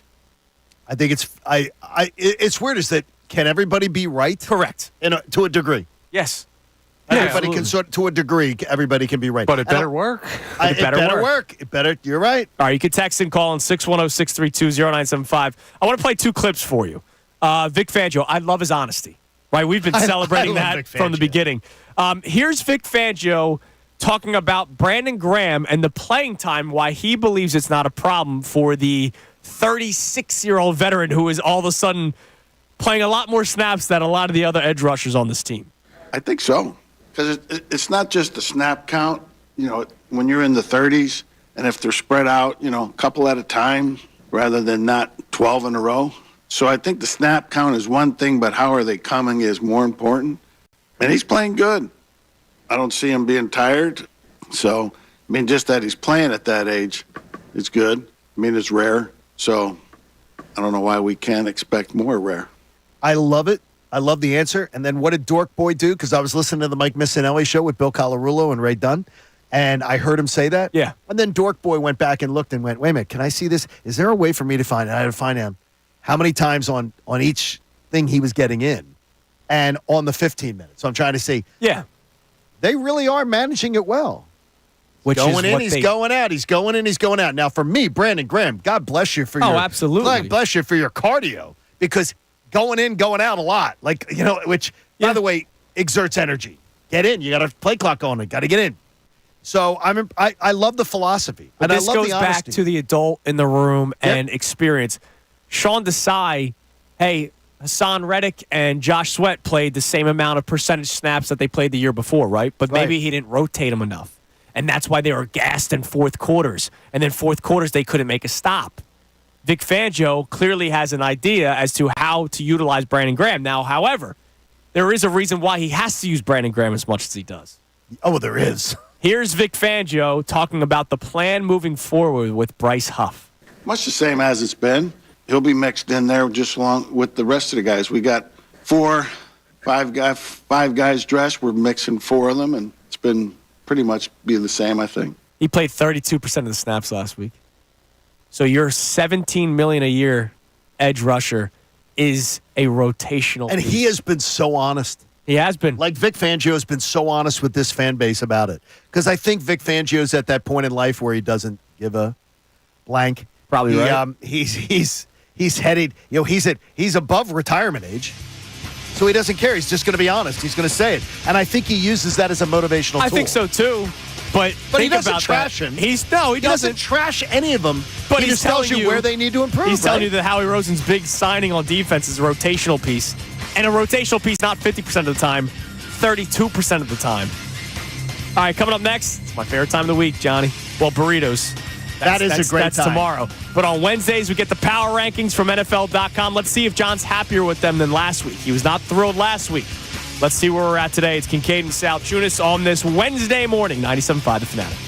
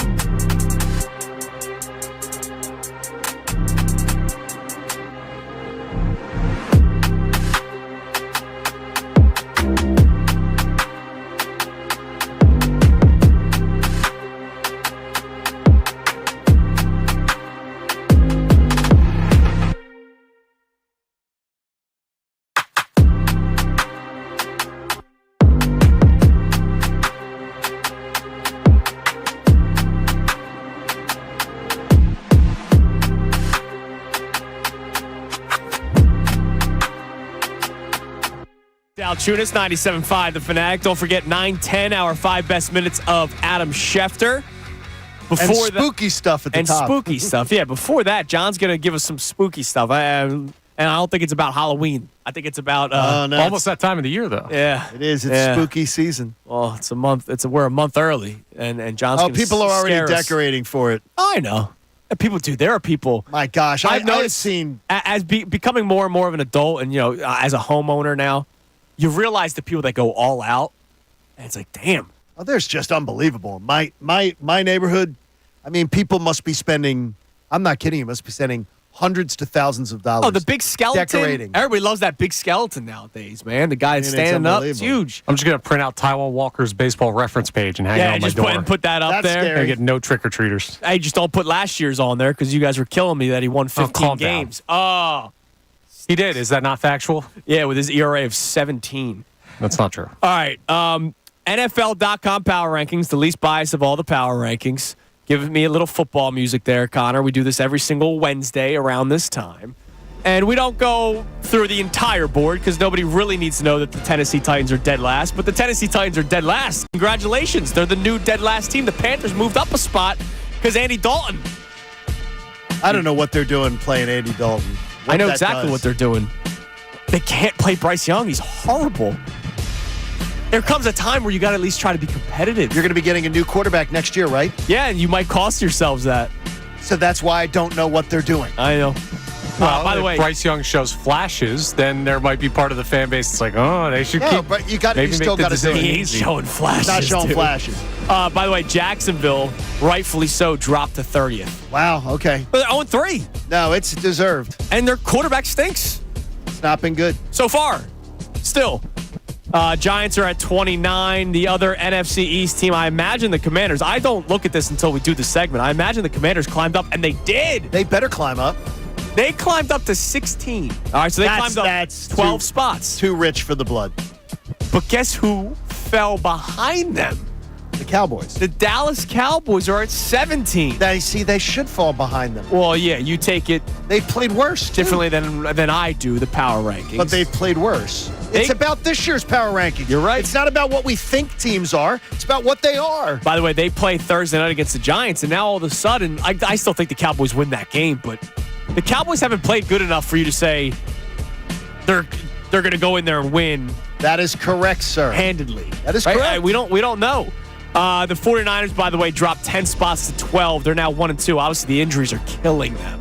And that's a storyline to pay attention to all season long. Because we've been talking about fighting for the top seed. I don't know who you're fighting with. I thought you'd be fighting San Francisco and Detroit. And right now you're tied with Detroit, and San Francisco's one loss behind you. And that's who I think you're going to be fighting with. Riddled with injuries. That's why the number one seed may matter, because San Francisco could play Detroit in the NFC when they're healthier. In the semifinal. It's a great point, man. Saints and the Eagles just beat. They're at 10, so now we're in the top 10. Saints at 10. Steelers climb up 5 spots to 9. The Ravens are at 8. The Packers are at 7. The Texans fall 3 spots, but they still have them at the top 10. They're 6th. Any objections so far? I don't think so. Where are the Falcons? The Atlanta Falcons, I've passed them. They're okay. I thought you just read like 18? I was going to say they're 20th because the Eagles have played 2 top 10 teams so like far 18. in these power rankings. No, the Falcons are 20th. Okay. They still have the Bengals at 21, even though they're 0-3. So it's Saints, Steelers, Ravens at 8, Packers at 7, Texans at 6. The Eagles coming in at number 5. The teams ahead of them: Lions, Vikings, Bills, and Chiefs. Now you laugh, but that's to what John's point is. John would put the Vikings up there. Yeah. But if you're going to tell me right now, Eagles versus Vikings, that team's not good. It's not the what are you predicting things to be or what are teams on paper. It's what are they? What are they playing? I know. That's how you look at the power rankings. I look at it. I've always looked at it totally different than that. That's incredible. Like I think it's people. Then your power ranks would be. No, I'm going to rank them this way because I'm trying to validate what I think teams are, not what they are. Well, that's kind of the point. The other is standings. The other is, but the other ones you make a case for. The Minnesota Vikings are playing much more complete football than almost any team. And I don't think they finished with more than 10 wins. Oh, I didn't say they might not, but I thought they'd be a last place team. Okay, fair. I thought they were in last place. By the way, Right, so they're like 14, 13. Here's what they wrote about the Eagles. I'm not sure what got into a run defense that was gashed in 2 straight games open the season, but Vic Fangio's front got the job done well against New Orleans. The Eagles also made life tough for Derek Carr in the Saints passing game, turning in one of the better all-around defensive performances in the Nick Sirianni era. Interesting that they call it the Nick Sirianni era. Now Sirianni's decision-making, ? That remains dicey after some curious choices against Sunday, keeping the game remarkably close in spite of Philadelphia holding a yardage edge of more than 250 at one point in the game. Jalen Hurts also is hurting the team with turnovers, although his play this season has been more good than bad overall, which I completely agree with. The turnovers just need to clean up. But week 2 was a reminder of the Eagles' ability to lose a game they shouldn't, so I'm still a little cautious with how high I'm ready to jump them up the list. 5 is still high, though. Like that's still a good spot. They don't deserve to be 5. Well, who would you put in front of them? Texans, Packers. Texans can't be ahead of them. Okay. They're terrible. These are the teams behind them. If I'm doing my own, I'm going to tell you that there are better teams. I'll give you 5. I'll give you 5 off the All right. Do that coming up next, as well as the spooky season. I'm going to spook you. And a quarterback stock market. Remember I read you that article before the season started? There's a guy that keeps track of it every single week. Yes. It might be time to buy low on Jalen Hurts. It's Kincade and Salciunas, 97.5 The Fanatic. Fanatic Sports Update.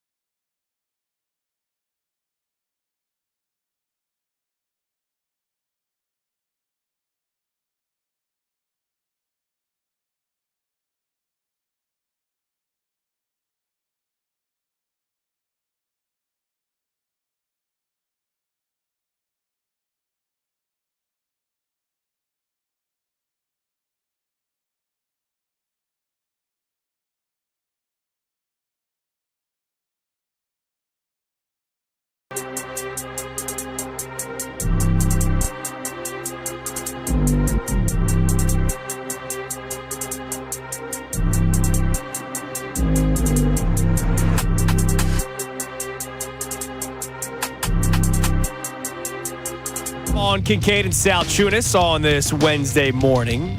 Of course, Wednesdays means Adam Schefter at 8 o'clock. We'll be playing the 5 best minutes of it coming up at 9:10. We got a busy segment because I got to get to this quarterback stock market article that this guy on Fox does. He updates it every single week. And it might be a chance to buy low on Jalen Hurts if you are a believer that he will still climb up through the ranks and be one of the best quarterbacks in the NFL. But you have a couple of things for us, John. First, let's just get your reaction to the power rankings because you handle power rankings differently than the way Connor and I handle power rankings. Yeah. So you have 5 teams that you believe so far. Yes. Again, through 3 weeks. I've played better than the Eagles. I've played better than the Eagles. Bills. Fair. Chiefs. Fair. Steelers. Lions. Seahawks.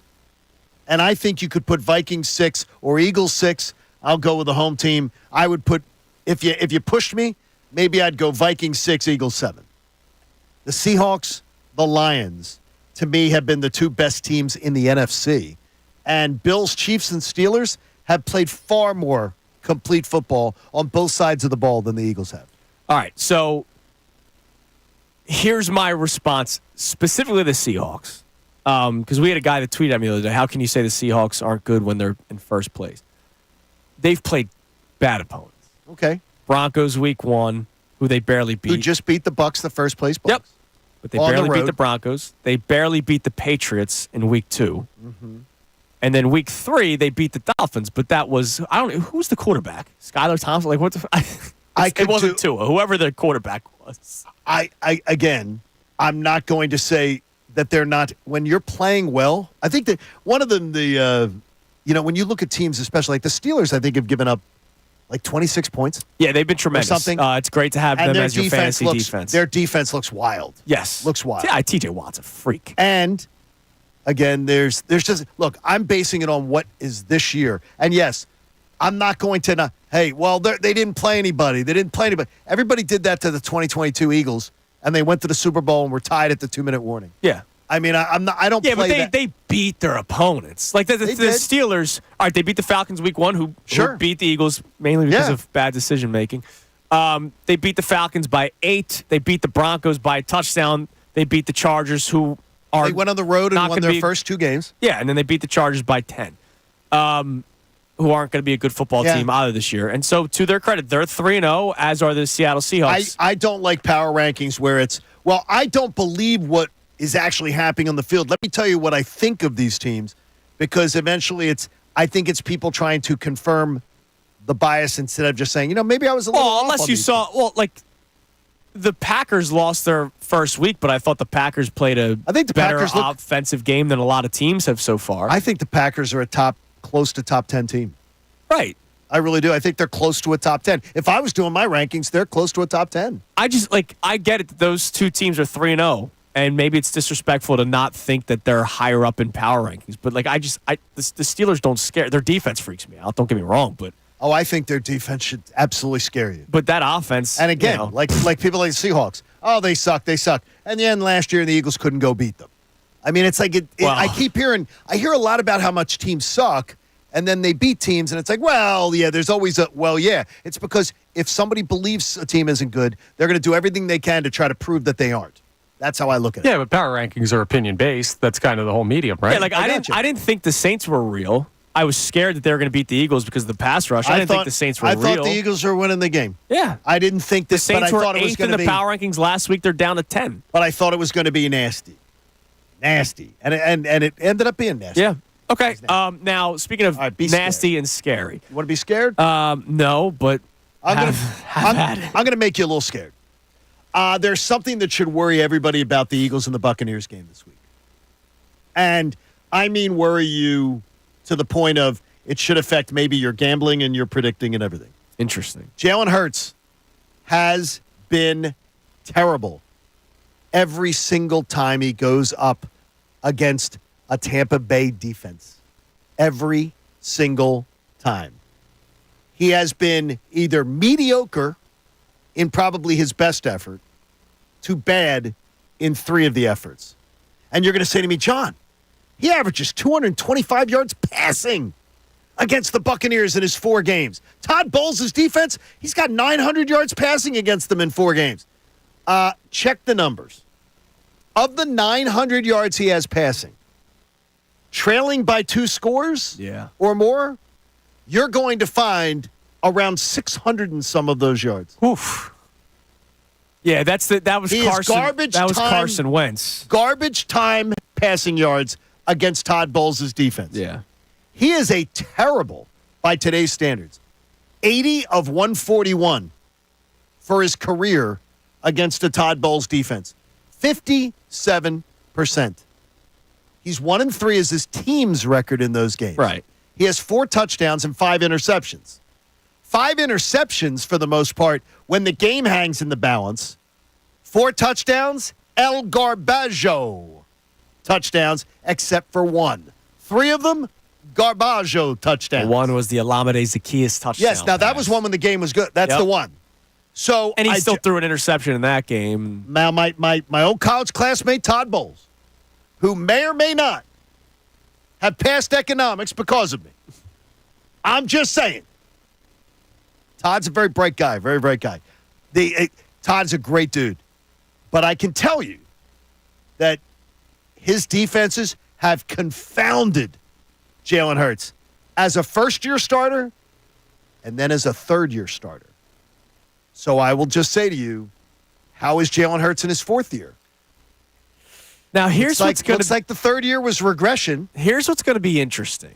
So Jalen Hurts... I wrote that for the website, by the way. You'll see it later today. Dylan, I can't read it. Can't wait.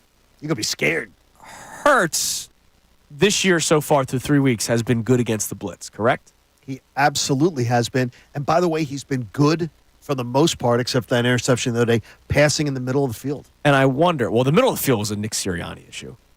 I absolutely That was not a Hurts issue last year. They refused to throw it over the middle of the field. I absolutely believe you 100%. So I think Kellen Moore helps with that. B, what is Jalen Hurts doing this year where he hasn't been able to the last couple of years? He's calling out the blitzes now. He is. I'm not taking a shot at Jason Kelsey. God forbid. Jalen Hurts is calling out the blitzes now. And so Jalen Hurts has been pretty good at it this year. No, he has been. No, I think he's been very good at it. I wonder, even though your numbers are correct, and it does scare me because Todd Bowles has had Jalen Hurts' number. I wonder with Jalen Hurts' new ability to call out the blitz, his new role, his new responsibility, I should say, not ability, his responsibility. Maybe that benefits him. However, you might not have A.J. Brown, Devontae Smith, or Britton Covey, or Lane Johnson. Mekhi Becton. Yeah. I mean, to me, when it has been such a problem dealing with Todd Bowles, and now you may be dealing with, you could have 2 guys missing on the right side of your offensive line. You could have, you're going to have 3 of your 4 wide receivers gone, potentially. I'm telling you right now, this has the potential for ugly with a capital U. Now, I have some more to add to this because while you're going through that, John, I looked up Kellen Moore's, and this is a rough estimate of his numbers. That's good. I like that. Good job, Connor. This is just looking at how many times as an OC his teams have played the Tampa Bay Buccaneers. So I didn't go back any further. But they've played 3 times. Once in the postseason where his offense put up 31 points. Good. Once in the regular season where his offense put up 29. And then the Cowboys opened up a season against the Buccaneers and scored 3. So a little bit of a mixed bag. But Kellen Moore has shown he can put up points on a Todd Bowles-led Meatloaf once said defense. 2 out of 3 ain't bad. That's true. All right. Tommy Reardon says, so what you're saying is Hurts is due for a big game. I was just going to say, he's due. Now, if he wants to put a joking effect on that, you can. To me, what I'm going to say to you is flat out, why would I expect him to break out with a big game when he's been terrible 4 times? 3 of the 4 times he was terrible. He now is going to go into the game with one arm tied behind his back, and maybe like it's as if he's wearing cement shoes because of the fact of what he's being saddled with. Offensive line issues, A.J. Brown. If you're missing A.J. Brown, Devontae Smith, Britton Covey, I mean, and here's the good point, because I don't want to just give you all the negatives. And I have a positive to throw your way, too, but go ahead. Tampa Bay's defense is worse than the Eagles against the run, and they are one of the worst handful of teams in the NFL against the run. Okay. And you got Saquon Barkley. But those other teams that had to run the ball against them had a full complement of wide receivers. Right. Yeah. So they're going to be able to load up to say, I guarantee you, Todd Bowles' game plan, guarantee it, is going to be Saquon Barkley is not beating us today, boys. Anybody else can beat us, but it's not going to be Saquon Barkley. You know what I could see a lot of? If they're bringing pressure, it's going to be that bubble screen kind of stuff. And it's going to be running back and quarterback draws. Because that's a great way to beat the I expect blitz. to see Gainwell have a big part in the game plan. He might. I mean, we were talking about it yesterday. Shipley, he's going to have to be involved. You name it. Now, one more positive to throw your way. Okay, good. Last year, Jalen Hurts struggled against Wink Martindale, correct? He did. 2 years ago, he destroyed his defense. He So did. there is a chance to also. But he had a full complement of his players when he destroyed them. That's true. I'm giving Jalen. I'm trying to give Jalen a little bit of not a pass, but I'm saying, look, if you're expecting Jalen Hurts to have a big game, this isn't the defensive coordinator you expect him to do it, head coach and defensive coordinator you expect him to do it against. Plus, he is going into this game. He's coming to a gunfight with a slingshot. Yeah. I hope Saquon Barkley has something nice planned for the bye week because you're getting absolutely utilized on Sunday. I think I'm more scared with the lack of weapons portion of the conversation than the Todd Bowles. Even though you're right. I think Todd is one Todd of the. Bowles, didn't they literally say he can't read defense on that NFL Films a couple of years ago? Todd's pretty blunt. Yeah, pretty blunt guy, and he's a really. I think he's a much better. I look at him as a much better defensive coordinator than necessarily head coach. Yeah, but defensive coordinator, he does the job. All right, coming up in a few minutes, I'm going to tell you about this quarterback stock market that Fox does on a weekly basis. I think Jalen Hurts was in the top 10 when we first started the season. Before the season started, I told you about the stock market. You might be able to buy low. I'll tell you about that coming up, but it's time now for our 5 best minutes of Adam Schefter. Adam Schefter joins us. Shefty, good morning. How you doing? Good morning, Andrew and John. Happy Wednesday morning to Philadelphia. It's been an interesting week, Adam, because we're coming off of a win, and we saw some great things, and we saw some not so great things, and we've gotten more information as the week has gone on. Nick Sirianni has said now a couple of times in press conferences that he is indeed still calling certain plays, not just telling Kellen Moore that he wants to go for it on 4th down, but he himself is calling the plays. Should we have expected that going into the season when they brought in Kellen Moore, or should we have expected what we did, which was Kellen Moore's got full control of play calling duties? So you thought Kellen Moore had full control? Is that what you thought? Yes. Yeah, it's kind of what Sirianni even told us during training camp. He kind of talked about it that way. Well, I think what happens is that may have been the plan, but what happens is, Nick's background's in offense, and so, he's going to be listening in, he's going to be observing, and it's not like all of a sudden if he has something to add, he's going to say, well, I know this is Kellen's offense, so I'm going to just stay out. Like, he's the head coach, and that's his background. So if he wants to get involved to some extent, that's always going to be his right. You say to some extent, though, Adam, it's like Kellen Moore's engineering a drive, calling the plays. They get down to a 4th and 1 situation, and they even call a timeout. And Nick Sirianni then at that point says, no, Kellen, now I'm going to pick the play. That's where it is. It's like, I think that everybody was expecting Nick to be the guy to say, let's go for it here, and then for Kellen to pick the play. Right. Well, again, and I don't know the machinations of how the first 3 weeks have worked, and it would be unfair for me to comment. Again, you could observe certain things and you listen to what they're saying. So, in other words, based on what you're telling me, Nick's to no involvement, and then he just steps in and calls a play when he feels like he wants. Is that what you're saying? That is pretty much what he's confirmed. That it's that Kellen Moore is calling the plays, but then at the 4th and 1 play the other day where they got stuffed, right before he decided at that point, not only did he decide to go for it, but he chose the play. And again, now we're in a spot where I'm going to guess that that's probably a little bit unusual. Like,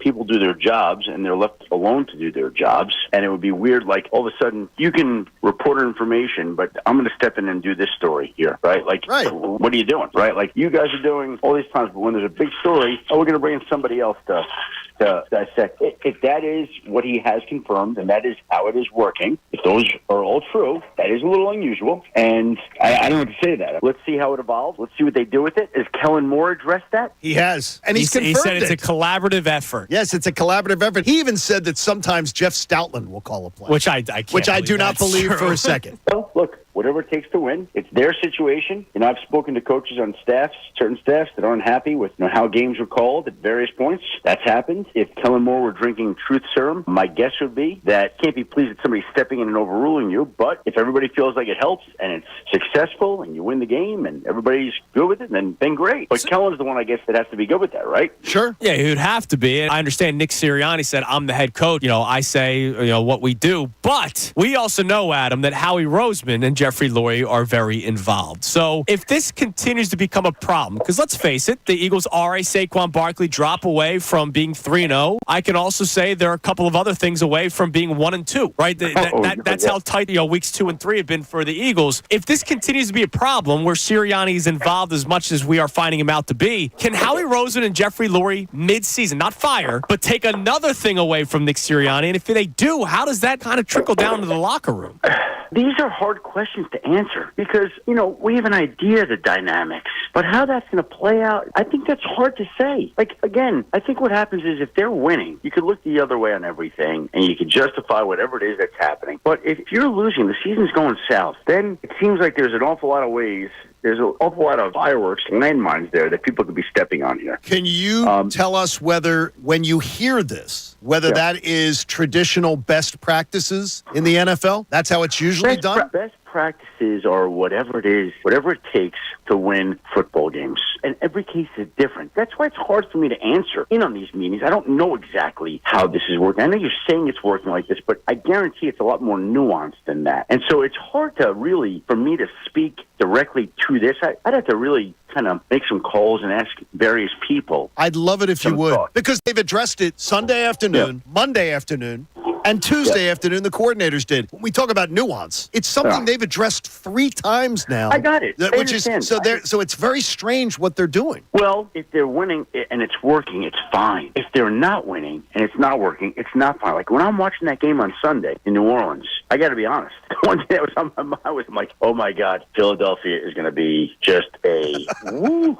Woo. Hey, it kind of is, and they won. And we were, but we still kind of are, Adam. And the segment on Wednesday, those guys are going to grill me here. Like, that's what I was thinking. I was watching, that was messy. I'm glad to be on your mind on a Sunday, Shefty. That's nice. That's good. It's good to know. That was messy. Like, I'm watching this going, oh, boy, here we go. And to their credit, they pulled it out, to their credit. But, boy, that was going to be an ugly loss if it went the other way. All right, there's the 5 best minutes of Adam Schefter. You can hear the entire interview on 97.5thefanatic.com. Also, our YouTube feed. Haley does a great job right after Shefty's done on the air with us. She posted on the YouTube feed right away. So check those out. Haley's always on board with that. Yes, she is. All right, so I've been telling you about this, and we can dive deeper into this coming up as the show continues. But this guy on Fox, Henry McKenna. Remember, I did this with you guys before the season started. He did his quarterback stock market. Okay. And he said he was going to, update it every single week. So through 3 weeks, here, let me find where because he has the first week on here. The first week, Jalen Hurts he had him pretty low. He had him at 7. So he had him as a top 10 quarterback. His stock was Tua at 10, Stroud at 9, Prescott 8, Hurts 7, Purdy 6, Rodgers 5, Burrow 4, Lamar 3, Josh Allen 2, Patrick Mahomes 1. That was before the season started. Right? Not crazy. Okay. Right. Not a crazy list. And he didn't do here are my, I believe this guy's the best, I believe that guy's the best. No, it's just, here's the stocks. If I were to buy stocks, buy high, sell, buy low, sell high, blah, blah, blah. Here's Josh Allen at number 1 right now. No argument. No, Josh Allen's fantastic. The reason why that team is undefeated is because of Josh Allen. They are the reason he's going to win if they make the playoffs. Connor, I said this to you. I didn't think they were going to maybe even make the playoffs. If they make the playoffs, he wins MVP. There's no argument. I predicted him not to make the playoffs. Told you guys, Josh Allen's a player. Well, I knew he's a player. And I knew he'd get tons of stats. I also didn't. He's playing right now. He's playing at a better level than I've ever seen. Well, he's cleaned up. He's also not turning the football over every 5 seconds. If they win that division, he wins MVP. Get your tickets in now. Jalen Hurts comes in at number 18 on his list in terms of stock market. Here's what he wrote about him. It was startling how Hurts turned into a one-read quarterback against the Saints. Hurts hit quick slants and bubble screens, and then when Nick Sirianni's concepts came together to get guys open downfield, Hurts found the open man often, Dallas Goedert. But with 3.17 seconds to throw per dropback, which is the most in the NFL, Hurts looked confused or unconfident in what was happening downfield, which is kind of what I said yesterday. I kind of almost want to simplify the offense, get the ball out quicker. He continues, the Saints secondary was good, but not unbeatable. This might be a case of Hurts still gaining confidence in his systematic adjustments. It's definitely a case of a quarterback losing his top receivers in A.J. Brown, Devontae Smith, and Lane Johnson. But Hurts has showed he can play so much better than this. It's just that ever since he and Sirianni grew disconnected during the 2023 season, Hurts hasn't been the same guy. I remember when Hurts had his turnovers, he had Lane Johnson and he had Devontae Smith in the game. And Mekhi Becton. So let's dive deeper into this. The stock market of Jalen Hurts, pretty low.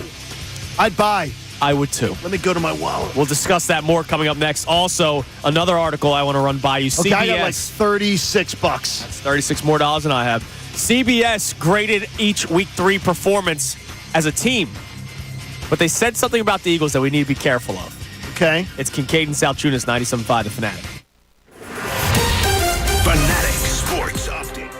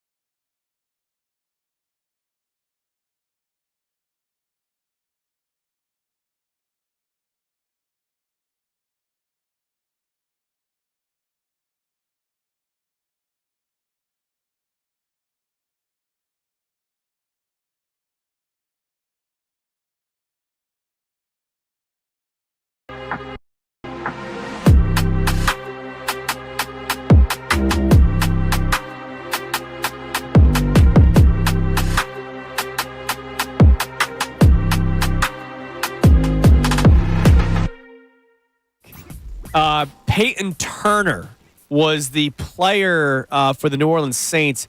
He wasn't the one that hit Devontae Smith, the blind side, but he was the guy that landed on him after he was already on the ground. And he originally claimed that he thought the ball was loose or something. Yeah, no, that was the guy's helmet who was concussed. Well, he was playing till the whistle, though.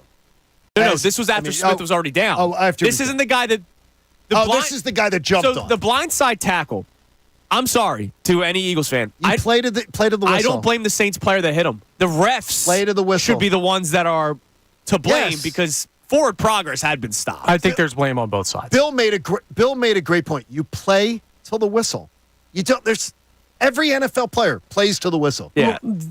Yes. What do you mean? Kind of. What do you mean? Kind of. Dude, the whistle wasn't blown. The whistle was not blown. What if he forced the football? What if he punched the ball out? So it's not kind of. I got you. It is kind of. There will be guys that sometimes when dudes are stood up will pull off of a hit.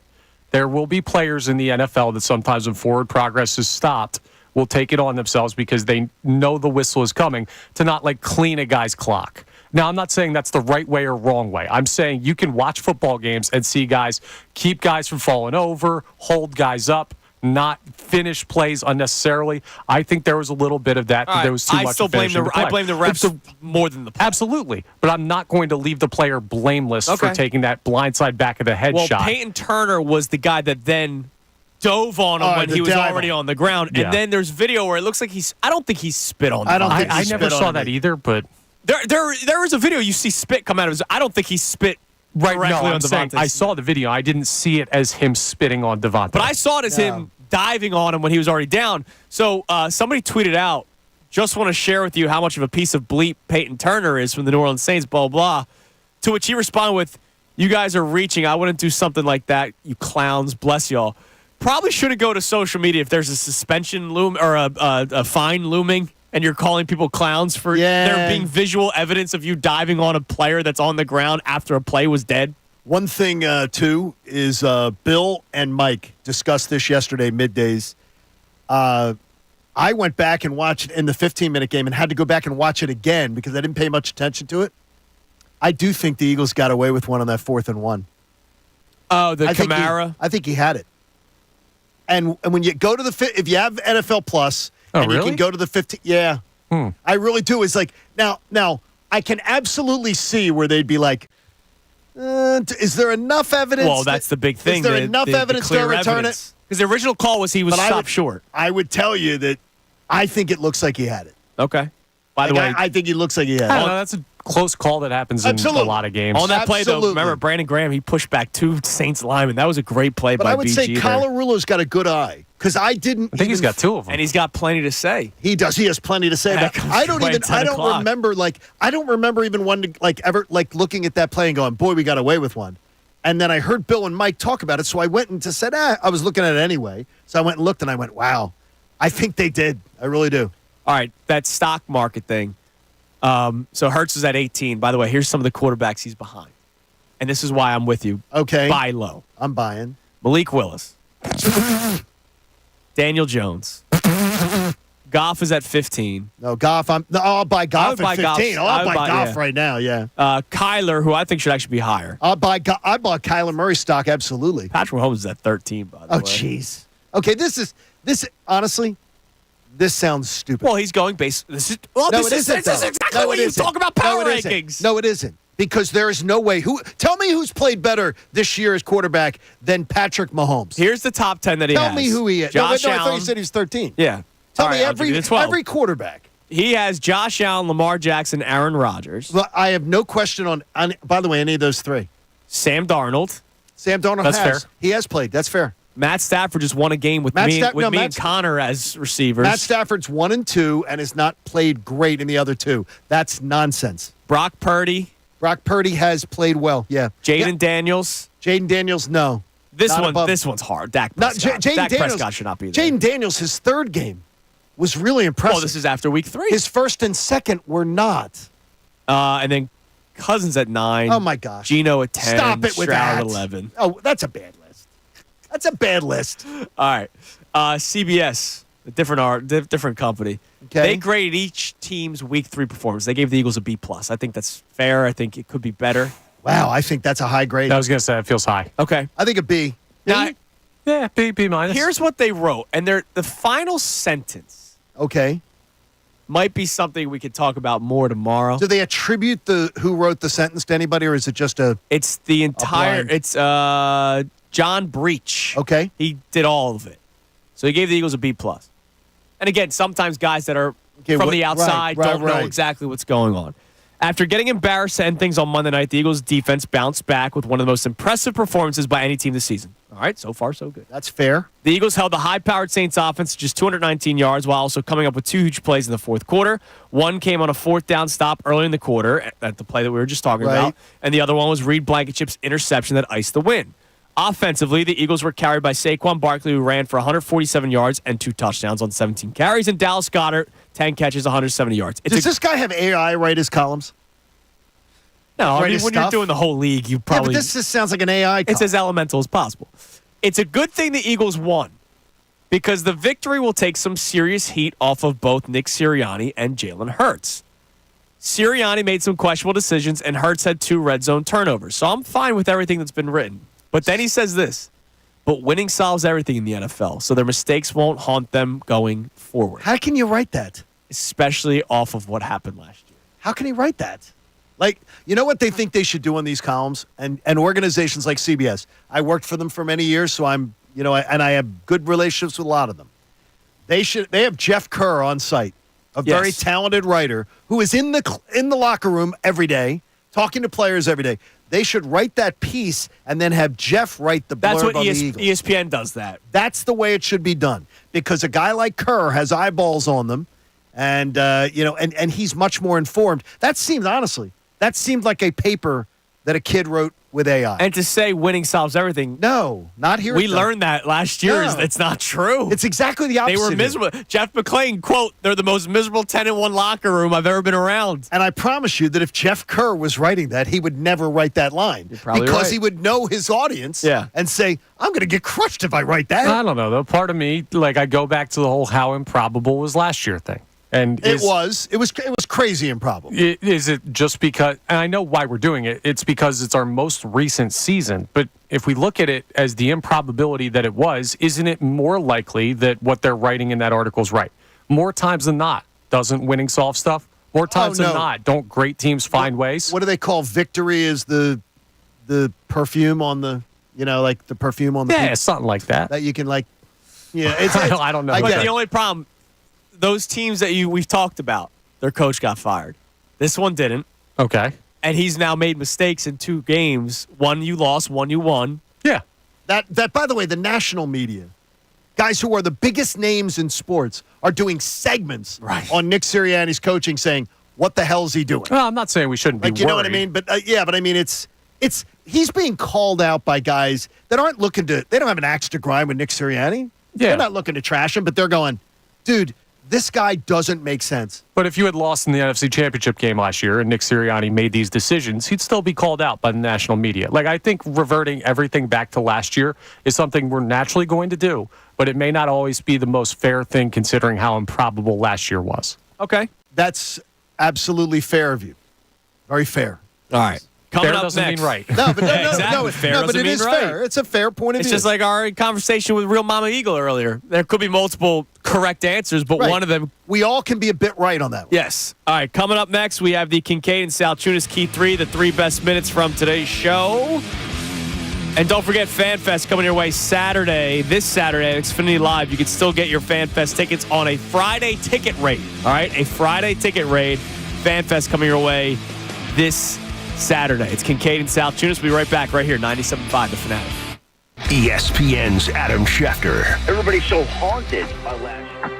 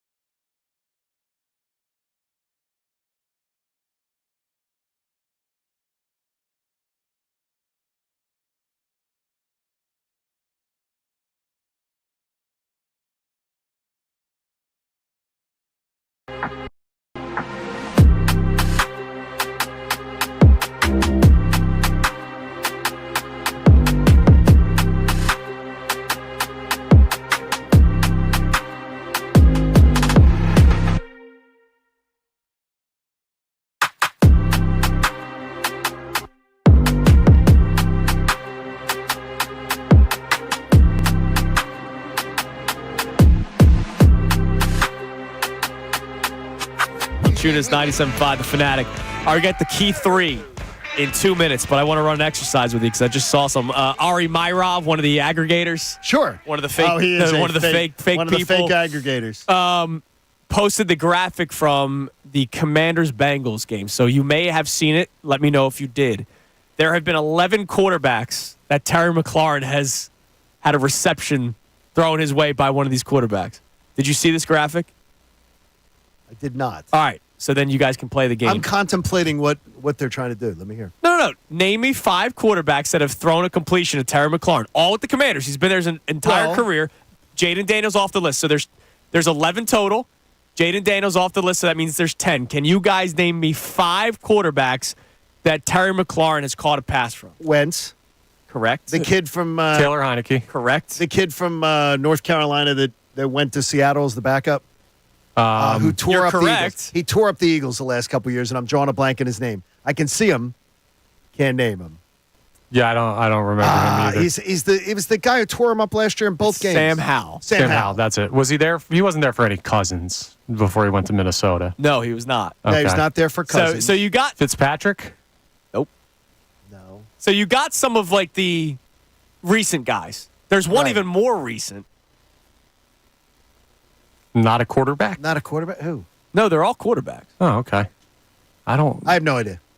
So Jaden Daniels obviously the most recent. Before that, Jacoby Brissett. Oh, that's right. He was on the team last year. So I'll go back in order. Sam Howell, Carson Wentz, Garrett Gilbert, the Grape, Taylor Heineke, who you mentioned, Kyle Allen. I wouldn't have guessed that one on death row. Rest in peace, Dwayne Haskins. Wow. Right. Yep. Wow. Case Keenum.